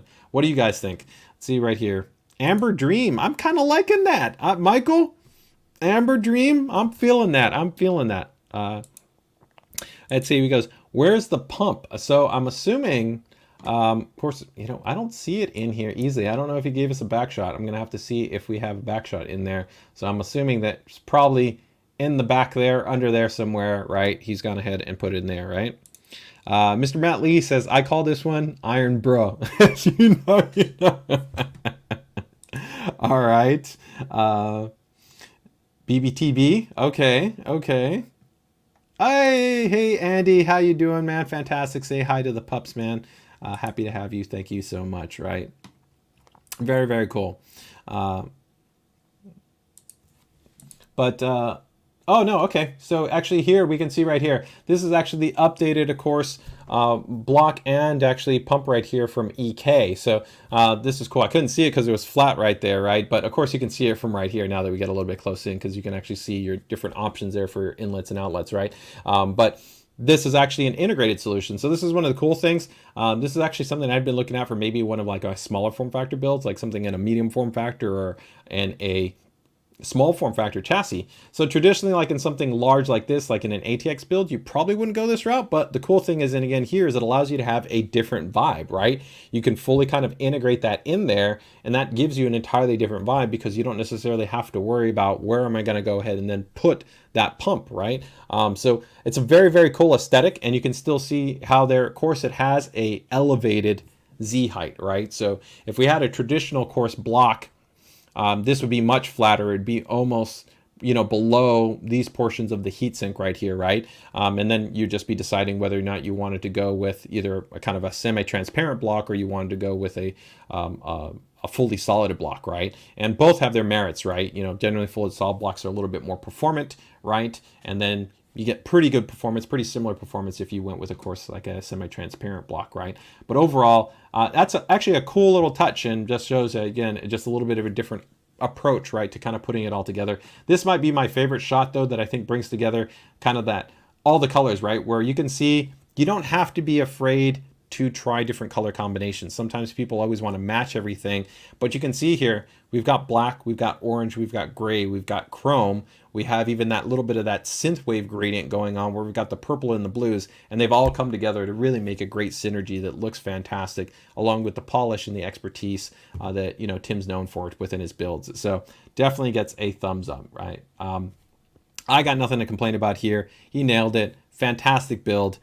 Kudos, man, through and through. So let's go ahead and let me bring up the submission form. Give me 1 second right here, and I'll bring this back up here. All right, so I'm going to leave it on that shot because I think that's a great looking shot right there. Ooh, Vitor gave one with liquid honey. I kind of like that. That's kind of good too. But what was Michael's? Michael says Amber Dream. Oh yeah, Paskowitz also noted it right there. Yes, it's in the CPU block. Yeah, which I just noted there right there. So yeah, thank you, Paskowitz, for noting it right there. Right. Michael knows, call it Rainbow Beautiful, love it. Yeah, but ultimately, fantastic build. So there we go. Tim, we've got some great names for you. Hopefully, maybe you'll go ahead and use one of those. So let's go ahead and see what we've got here in terms of a submission form. So again, this is from Tim Parker. If you guys are not following, make sure to go ahead and check him out on Instagram. I'll go ahead and drop his Instagram in there. Oh, hey, there we go. We've got the one, the only Mr. Tim Parker. PC Works is in the house, man. Fantastic build. We just finished going over it, man. You absolutely killed it. It's beautiful. I think we got some names here that some people threw out for some recommendations. We got Liquid Honey that was in there. We got BBT Goat in there. I think Michael noted, where was it? Amber Dream we also got. So some good little feedback for you there, man, in terms of maybe if you like some of those for the name. But let's go ahead and read through your submission form here. So again, this is from Tim Parker, PC Works. Of course, not his first build. This guy's a seasoned pro. And does the build have a theme? Simplicity. Definitely, I think actually simplicity is on there, and it makes sense also with the integrated kind of, I think, pump and block there that we have in there, where again, not overtly kind of complicating the build, letting the lines, the color, and the products speak for themselves, right? I think that's really kind of one of the things that really great builders do, is they kind of distill, right? They tend to distill down more than kind of overly complicate, right? 3 words to describe the build is clean, simple, and fun. Does the build have a name? No, I hardly ever name my build, so we just gave you 3 there. In terms of the core hardware that we've got in here, we have a Fantex NV7, which of course is Fantech's latest high-end chassis right there. We then have a Core i9-13900K, so top of the line Intel-based part. Then we have our ROG Maximus Z790 Hero-based motherboard in there. On the GPU side, it's an ASUS ROG Strix 3090 based graphics card. We then got G-Skill Trident Z memory in there, 64 gigabytes, 6000 3000 MT, a Western Digital 2 terabyte, a PCIe NVMe SSD. This is all powered by Thermaltake's latest generation TUF TUF series power supply, the GF3 1350. I believe that's their ATX 3.0 based power supply. And then in terms of your water cooling hardware, pretty much looks like it's EK across the board, with, like I said, the exception of being those fans, because those fans are also the Fantex based fans, which they're not noted in the build list, but I know that, yeah, those are definitely the Fantex fans. So the budget for the build was about $4,000. What aspect was he most proud of? I really like the LED panel on the side of the motherboard. The RGB is diffused nicely. Yeah, that's this guy right here, where again, if we kind of go back, you can really see it's subtle, but it adds a nice vibe. And I also agree that almost if you didn't have that panel, you would have turned it into a little bit of negative space, which, while I don't think it looked bad, because you have, of course, this little bit of color that's coming in from the tubes, and the lines, that helps to break that up a little bit. I think it just adds a little bit of a detail and accent to it, which is kind of cool and interesting. So definitely, I think that is a nice touch right there. Is there anything that would change about the build? I will be upgrading the fans to the new Fantex D30. So the D30 are their new generation, essentially ARGB fans, right? Which also have a cool kind of connecting design implementation. So that's pretty cool. I do like this kind of vibe though, and definitely from a performance perspective, these guys are even going to be better than the D30 fans. But the D30 fans are definitely going to make it pop. I'd almost be interested to see what it's going to feel like when you add a little bit of kind of lighting here from the top and the bottom. So Tim, if you can tell me, what do you think? Would you run the same color? Would you be running kind of this synthwave kind of color, or would you make them white for those fans that you're putting in there? I'd like to know what your thoughts are right there. How long did it take him to put it together? About 2 days to put it together. It will be displays at a few shows, starting with the DreamHack next week. His favorite ASUS function or feature is I actually enjoyed using Armory Crate. I think it has evolved to be one of the best motherboard softwares on the market, hands down, man. Well, thank you. That's actually a big credit to our team. They've really done an amazing job over the last 2 years to continue to evolve the feature set, the functionality, and the stability, coming from version 3 to version 4 to now version 5. And I can tell you guys, we've actually got a big milestone release that we're probably going to be releasing in 2023, where we're actually probably going to be overhauling very, very large parts about it to continue to improve upon and enhance the feature set functionality of it. So if you guys are interested in that, as always, make sure to keep it tuned. All right. Andy gives us a little bit of love right here. It says, it reminds me of sunrise sunset. I'm going with the golden hour, or the golden shower. I like golden hour. Golden hour definitely gives you a little bit of that kind of calm vibe. I think in the same vein, it kind of has a little bit of vibe of Amber Dream, right, that Michael noted. So that's pretty cool. So overall, pretty sweet. Thumbs up, man. You killed it. Fantastic build. Thanks for sharing, man. And happy to have you here again on the PCDIY Builder Spotlight. All right, let's see what we've got next here. All right, next we're gonna go in the opposite direction. We're gonna go tiny. We're gonna go with a medium form factor build. So going from a large build, we're gonna be going to a much more compact build. So let me go ahead and load this one up. This one's gonna be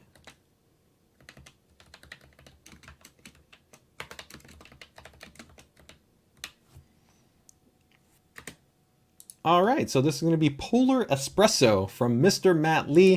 If you guys know, again, you guys should be following him on his social media channels. Mr. Matt works very closely with our ASUS UK team, so he's able to actually get a lot of our greatest hardware and does a fantastic job to be able to bring in a wide range of components to really do some really polished, really nicely done builds. And so here we've got actually a really cool one, which actually brings together some of our latest components, which actually is the AP201TG chassis, as well as the Noctua series graphics card. So let's go ahead and take a look here at what we've got.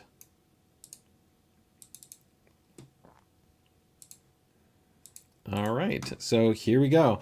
Very, very cool. So right off the bat, we can see quite a bit more compact than PC Works' base build. So the cool thing though is with the AP201 is it actually affords quite a bit of room. You can fit in a 360 millimeter rad. You can go with custom water cooling. Snef has done a fantastic water cooled build that you guys can check out on Snef's actually social channels that he's gone ahead and had there for a water cooled setup. You can even see right here that even though this graphics card is a 4.3 slot based graphics card, it is actually able to work work in there. And then he also has a large Noctua tower heatsink in there. So quite a bit of hardware packed into the AP201, even though it is a essentially a medium form factor chassis designed for micro ATX, but you can fit in quite a bit of hardware, and it's also very easy to work in and great for airflow. Again, there's over 57,000 perforations, not on the tempered glass edition because you're taking away a lot of those perforations that now here wouldn't be accessible because you essentially are replacing it with tempered glass. But if you did have the traditional panel, it looks great.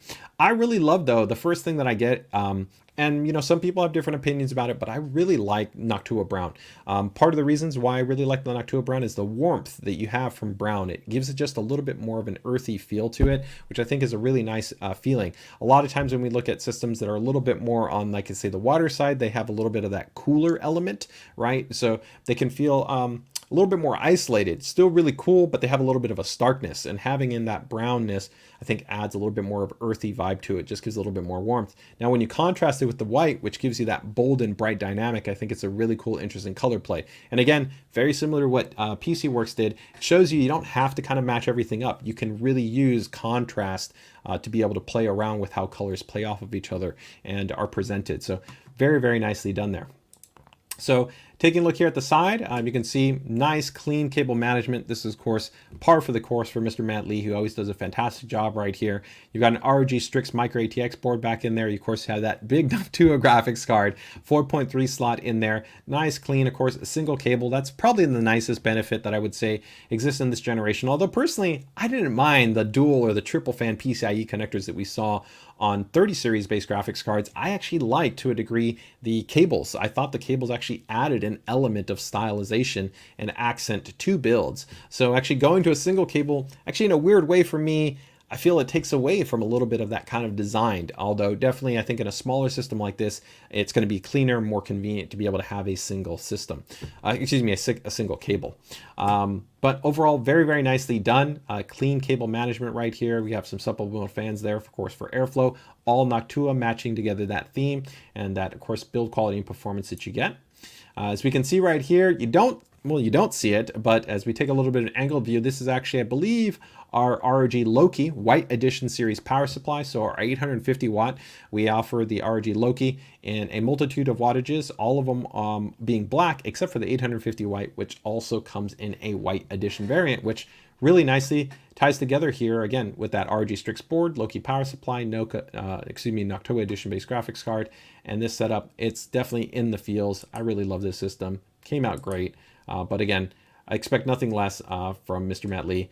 This is nice. I didn't actually notice this in the original post, and I try to pride myself on checking out a lot of details, but this one's pretty cool. I love that he added in just that little badge there, the Noctua, and just a little bit to just see just the little corner right there, the owl. That's pretty nice. It's a cool little vibe right there. Pretty cool.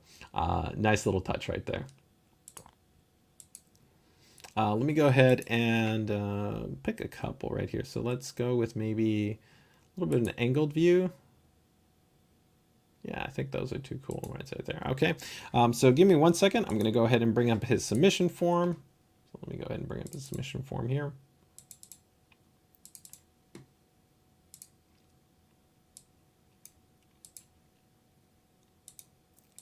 All right, and let's go ahead and take a look here. See also what we got in terms of, oh yeah, so Mr. Matt Lee is here. So the GPU support bracket was my highlight. See if you can spot it. Yeah, so I'm pretty sure you can't spot it in right here, but in the angled view, if you actually do it right there, right, you can see it right there in that little view. So that's a cool little touch right there. Paskowitz is no Mobo build. Sick, right? Yeah, I mean, it all depends on the angle. You literally cannot see of course, the motherboard until you actually look on the interior, and then you can see just the whiteboard there that's in the back, right? Hey, Show Computer says, looks great, brother. Nice, clean little build. I definitely agree. Hey, Samit, no updates right now on the PG32UQXR. When we have an update, it will be posted in the PCDIY group as well as in the PCDIY stream. I have gone ahead and already set a tentative target date, which is essentially Q2 that we have in our product release calendar, which is also available in the PCDIY group. So there you go. Michael Brown says, terracotta brown, beautiful build detail, needs a white power cable. 2 thumbs up. Yeah, I think definitely, I mean, but Cable Mods does have you covered right there that you do have white power cables that they have in there, right?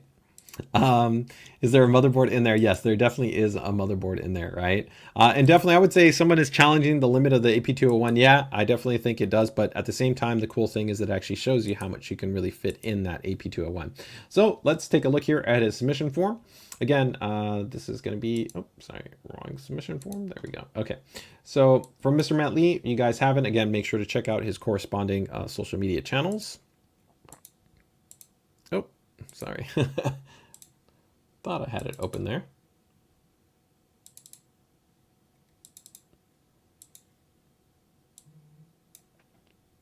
There it goes. All right. Okay, so you guys can check them out on Instagram. It was a sponsored based build. Does the build have a theme? Small form, big impact. I would also probably say maybe quiet operation, because definitely I would expect the system to be very quiet. What are 3 words you would use to describe the build? Elegant, captivating, and silent. So there he nails it, right? Says silence. Yeah, I mean, when you consider that the Noctua card is pretty much the quietest card in its class, a large, robust tower heatsink in there with those fans in there. This is going to be a very quiet system, which is fantastic, especially with something compact like this. You put it maybe next to you, you're really not even going to hear it running, which is really nice just from a kind of a comfort and experience, right? Does the build have a name? The Polar Espresso. I like that.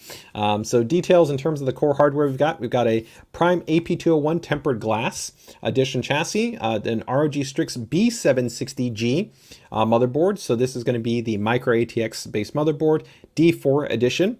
Then we have the latest ASUS Noctua GeForce RTX 4080 base graphics card. We then have an Intel i7-3700K, a Noctua NHD12 with the Chromax heatsink covers. That's a really cool little accessory to be able to go ahead and kind of align with the color theme of your build.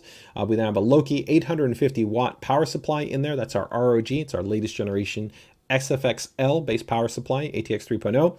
He's got Kingston Beast memory in there. You can't see it. They're very much covered just because of that large tower heatsink. But he does have Kingston Beast DDR4 memory in there.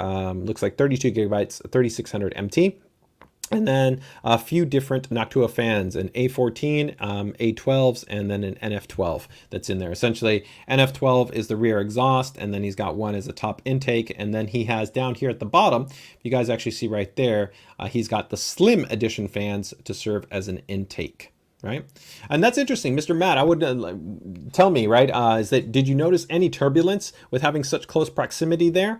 You know, or did you try it with or without the fans? Actually, I kind of like that the little bit of the two contrasting kind of brown colors that you have there. So I almost feel like even if they didn't provide a real big performance benefit, it actually kind of looks kind of cool in terms of the color because there's some color continuity tying in everything together. But if you can let me know, was there actually any performance delta between not having them or having them? That'd be kind of cool to know. Is there anything that they would change about the build? Nope. I think it came out exactly as he visioned before the build. How long did it take him to put it together? About an hour. Impressive. Let's see, what is the system used for? So I actually built this one purely to showcase the new Noctua 4080 as part of a first look YouTube video for the card. You guys can, of course, make sure he's got some awesome video content on his YouTube channel. So if you guys aren't following there and subscribing, make sure to go ahead and do that. That being said, I did run a few gaming tests and the results were excellent to be expected. I'll leave the temps below for those interested. So ambient room temp essentially was 21C. Temps were taken while gaming in real world use case scenarios. No stress testing, which I absolutely love. So his 13700K was at idle was 29C, and then under gaming load 61C. And then the Noctua at idle was 33C, and then when under gaming load 57C. So definitely a cool and quiet system. Very cool. His favorite function or feature that he's liking here is ASUS Fan Expert 4 for 2 reasons. When filming cinematics, I find this really useful to dial in the fan speeds, which look good on camera. Certain speeds can appear glitchy due to their frame rates. That's pretty interesting. He also likes to use Fan Expert 4 to preset his own fan curves depending on what he's doing, such as video editing, graphics rendering, or gaming. The AI auto tuning does an excellent job for this, and more often than not, the 4 presets will meet my ideal. I agree with that. Yeah, you know, we have our kind of silent, then there's extreme quiet mode, which you can toggle on, which will actually have the fans entirely stop, which not everybody uses, but I really love. Then we have, of course, standard and turbo, and then you have manual, right? And then for our more advanced boards that have AI cooling, you can literally toggle on a function and you don't even have to run the fan calibration. It will automatically do that and actually adjust options for you. So pretty cool. cool. Overall, very, very cool, man. Awesome job. PGPC is thrown out. It looks beautiful. Very, very nice.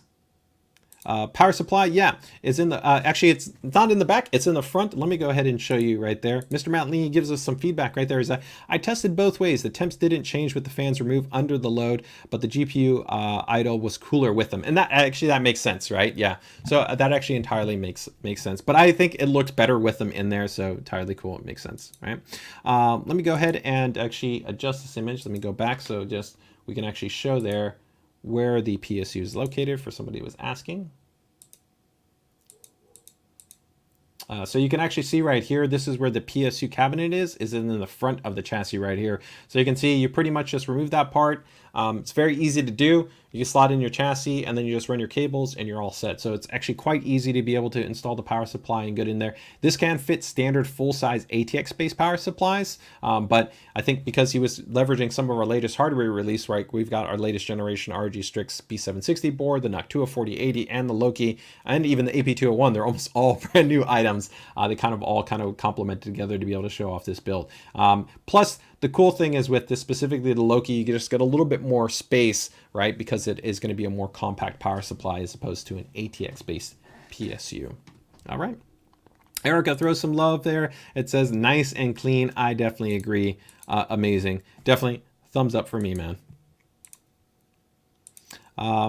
I want that case in the US, would be perfect for my workstation with my Prime B650. Thanks, Chuck. Yeah, we don't, again, hopefully we'll be bringing it into the US. We do already have the AP201 available right now. So you can get that same exact chassis right now. It just doesn't have the tempered glass side panel. It pretty much has all four sides, all have the micro perforations. For me, I'm a big fan of it. I actually prefer that over the tempered glass edition. It just comes down kind of to your preference. But here I can show you essentially what that looks like. So this is what it would look like without the tempered glass. So you can see still really, really nice aesthetic. And again, amazing airflow. And you still get a really cool kind of silhouette design aesthetic because while you can't see within it, you'll actually see kind of the silhouette of the hardware, and you'll see still any lighting that you have in there, which still gives it a cool little kind of vibe to it, which I think is kind of cool. So it's just two different vibes between kind of the tempered glass and the non-tempered glass edition. But this one you can get right now. The tempered glass edition, it's still TBD as far as whether or not we'll carry here in the US, okay? All right, guys, so that wraps it up for this week's stream. Thank you guys, as always, for joining us here on the ASUS PCDIY weekly stream. As always, make sure to go ahead and check us out in terms of our ASUS PCDIY group. The link is in the description if you guys are checking us on Facebook or on YouTube. If you guys are checking us on demand as well, feel free to go ahead and drop your questions or comments or feedback, whatever it might be. We'd love to be able to get that. And if you guys are not part of our ASUS PCDIY group, make sure to join us there. We have now an amazing community of over 42,000 of you guys in terms of PC DIY enthusiasts. It's fantastic to have you there as part of our community, and we're looking forward to 50K as well as a lot of cool things that we have coming up for the next quarter. So as always, guys, take care, take it easy, enjoy your guys' Friday. Best of luck with your builds. Take care and take it easy. We'll see you guys. Bye-bye.